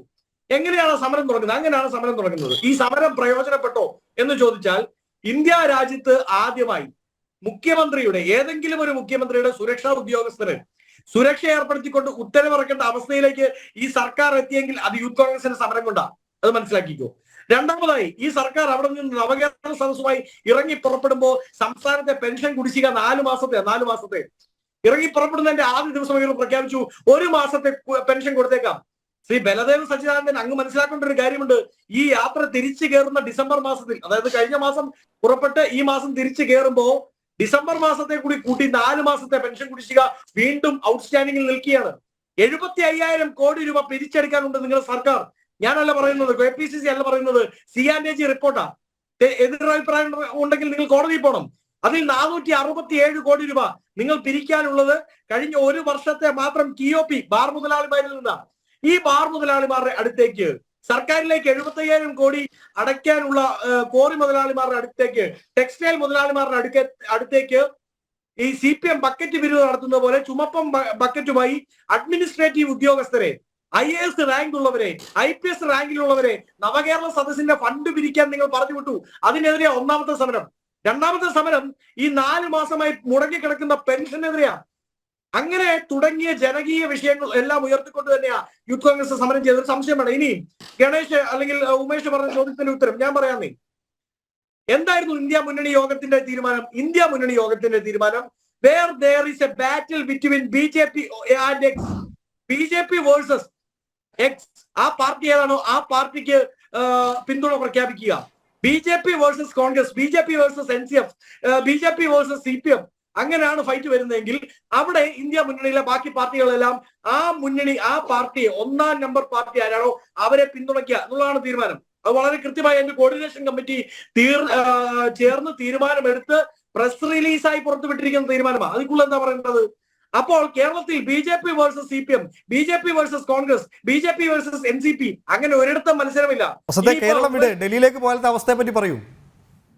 എവിടെയാണ് കേരളം വിടൂ, ഡൽഹിയിലേക്ക് ഇവിടുന്ന് വിജയിച്ചു പോയാലത്തെ അവസ്ഥയെ പറ്റി പറയൂ. അവിടെയാണല്ലോ രാഷ്ട്രീയ നീക്കങ്ങൾ നടക്കുന്നത്. കേൾക്കൂ, ഇനിയിപ്പോ ഗണേഷിന്റെ സ്വപ്നം അങ്ങ് സാഫല്യമായി. കോൺഗ്രസും CPM ഒരുമിച്ച് ലോക്സഭാ തെരഞ്ഞെടുപ്പിൽ മത്സരിച്ചു എന്നിരിക്കട്ടെ, ഒരുമിച്ച് കേരളത്തിൽ മത്സരിച്ചു എന്നിരിക്കട്ടെ, എങ്കിൽ പോലും നിങ്ങൾ സംപൂജ്യരായി തുടരും. BJP സംപൂജ്യരായി തുടരും. അതിൽ സംശയമൊന്നും വേണ്ട. അത് കേരളത്തിലെ ജനങ്ങൾക്കെല്ലാം അറിയാം. ഇനി ഒരുമിച്ച് മത്സരിച്ച് പോയാൽ എന്തുണ്ടാവും എന്ന് ചോദിച്ചാൽ, കേരളത്തിലെ CPM ഘടകം ഇതുവരെ ഇന്ത്യ മുന്നണി യോഗത്തെ അംഗീകരിച്ചിട്ടില്ല. അതിന് തെളിവുകളുണ്ട്. ഒന്നാമത്തെ തെളിവ്, ഇന്ത്യ മുന്നണി യോഗത്തിന്റെ കോർഡിനേഷൻ കമ്മിറ്റിയിലേക്ക് ഇതുവരെ റെപ്രസെന്റേറ്റീവിനെ വിടാത്ത ഒരേ ഒരു പാർട്ടി അത് CPM ആണ്. 2, ഇന്ത്യ മുന്നണി യോഗത്തിന്റെ ഏറ്റവും പ്രധാനപ്പെട്ട, ഇന്ത്യ മുന്നണി കക്ഷിയുടെ ഏറ്റവും പ്രധാനപ്പെട്ട രാഷ്ട്രീയ നീക്കമായിരുന്നു ഭാരത് ജോഡോ. അന്ന് മുന്നണി യോഗമായിട്ടില്ലെങ്കിലും പ്രിലിമിനറി ചർച്ച നടക്കുകയാണ്. ആ ഭാരത് ജോഡോയുടെ അവസാനത്തെ വേദി 90-കൾക്ക് ശേഷം രാജ്യങ്ങളുടെ ഏറ്റവും വലിയ രാഷ്ട്രീയ പൊളിറ്റിക്കൽ എക്സസൈസ് അതായിരുന്നു ഭാരത് ജോഡോ. ആ ജോഡോയുടെ അവസാനത്തെ വേദിയിലേക്ക് CPM പ്രതിനിധിയെ വിട്ടില്ല. ഇനി അത് പോട്ടെ, ഈ പ്രതിപക്ഷ ഐക്യത്തിന്റെ കോപ്പ് കൂട്ടുന്നതിന്റെ കടക്കൽ കത്തിവെക്കുന്നതാണ് 3ാം മുന്നണി എന്നുള്ള ആശയം എന്ന് കൃത്യമായി എല്ലാവർക്കും അറിയാമല്ലോ. അത് മമതാ ബാനർജി അടക്കം പറഞ്ഞല്ലോ. 3ാം മുന്നണിയായിട്ട് ഒരിക്കലും മുമ്പോട്ട് പോകാൻ പറ്റില്ല, അത് BJP ഗുണം ചെയ്യുകയുള്ളൂ. പറഞ്ഞത് നിതീഷ് കുമാറാണ്, പറഞ്ഞത് മായാവതിയാണ്, പറഞ്ഞത് നമ്മുടെ DMK-യുടെ നേതാവാണ്. സ്വാഭാവികമായും ഹൈദരാബാദിൽ 3ാം മുന്നണി എന്ന് പറഞ്ഞുകൊണ്ട് BJPക്ക് സൗകര്യപ്രദമാകുന്ന രീതിയിൽ മുന്നണി യോഗം വിളിച്ചു ചേർന്ന ആരാ? CPM അല്ലേ? അതിന് ആ മുന്നണി യോഗത്തിന് നേതൃത്വം കൊടുക്കാൻ, KCR-ന് പിന്തുണ കൊടുക്കാൻ ഇവിടെ നിന്ന് ഫ്ലൈറ്റ് പിടിച്ചു പോയത് ആരാ? പിണറായി വിജയൻ അല്ലേ? അപ്പൊ അവര് ഇന്ത്യ മുന്നണി യോഗത്തിന്റെ ഭാഗമാണ് എന്ന് അവർ പറയുന്നതല്ലാതെ ഞങ്ങൾക്ക് വിശ്വാസമില്ല. ആ യോഗത്തിന് ഇന്ത്യ മുന്നണിക്ക് നേതൃത്വം കൊടുക്കുന്ന പാർട്ടി എന്ന നിലയിൽ ഞങ്ങൾ അവരെ അവിടെ ഒന്നും കണ്ടിട്ടുമില്ല. അതുകൊണ്ട് അതിൽ വലിയ കാര്യമുണ്ട് എന്ന് എനിക്ക് തോന്നുന്നില്ല. പറയുന്നത് ശ്രീ വസന്ത്, മുംബൈയിൽ ചേർന്ന യോഗത്തിൽ തിലകുറി കഴിഞ്ഞ് യെച്ചൂരിയൊക്കെ ഉണ്ടായിരുന്നു. തങ്ങളിലേക്ക് മടങ്ങിയെത്താം. ഗണേഷിൽ നിന്ന് ഇതിനൊക്കെ മറുപടി വേണം. അതിന് മുമ്പ് ഒരു ചെറിയ ഇടവേള, തങ്ങളിലേക്ക് തന്നെ മടങ്ങിയെത്താം, ഒരു ചെറിയ ഇടവേള.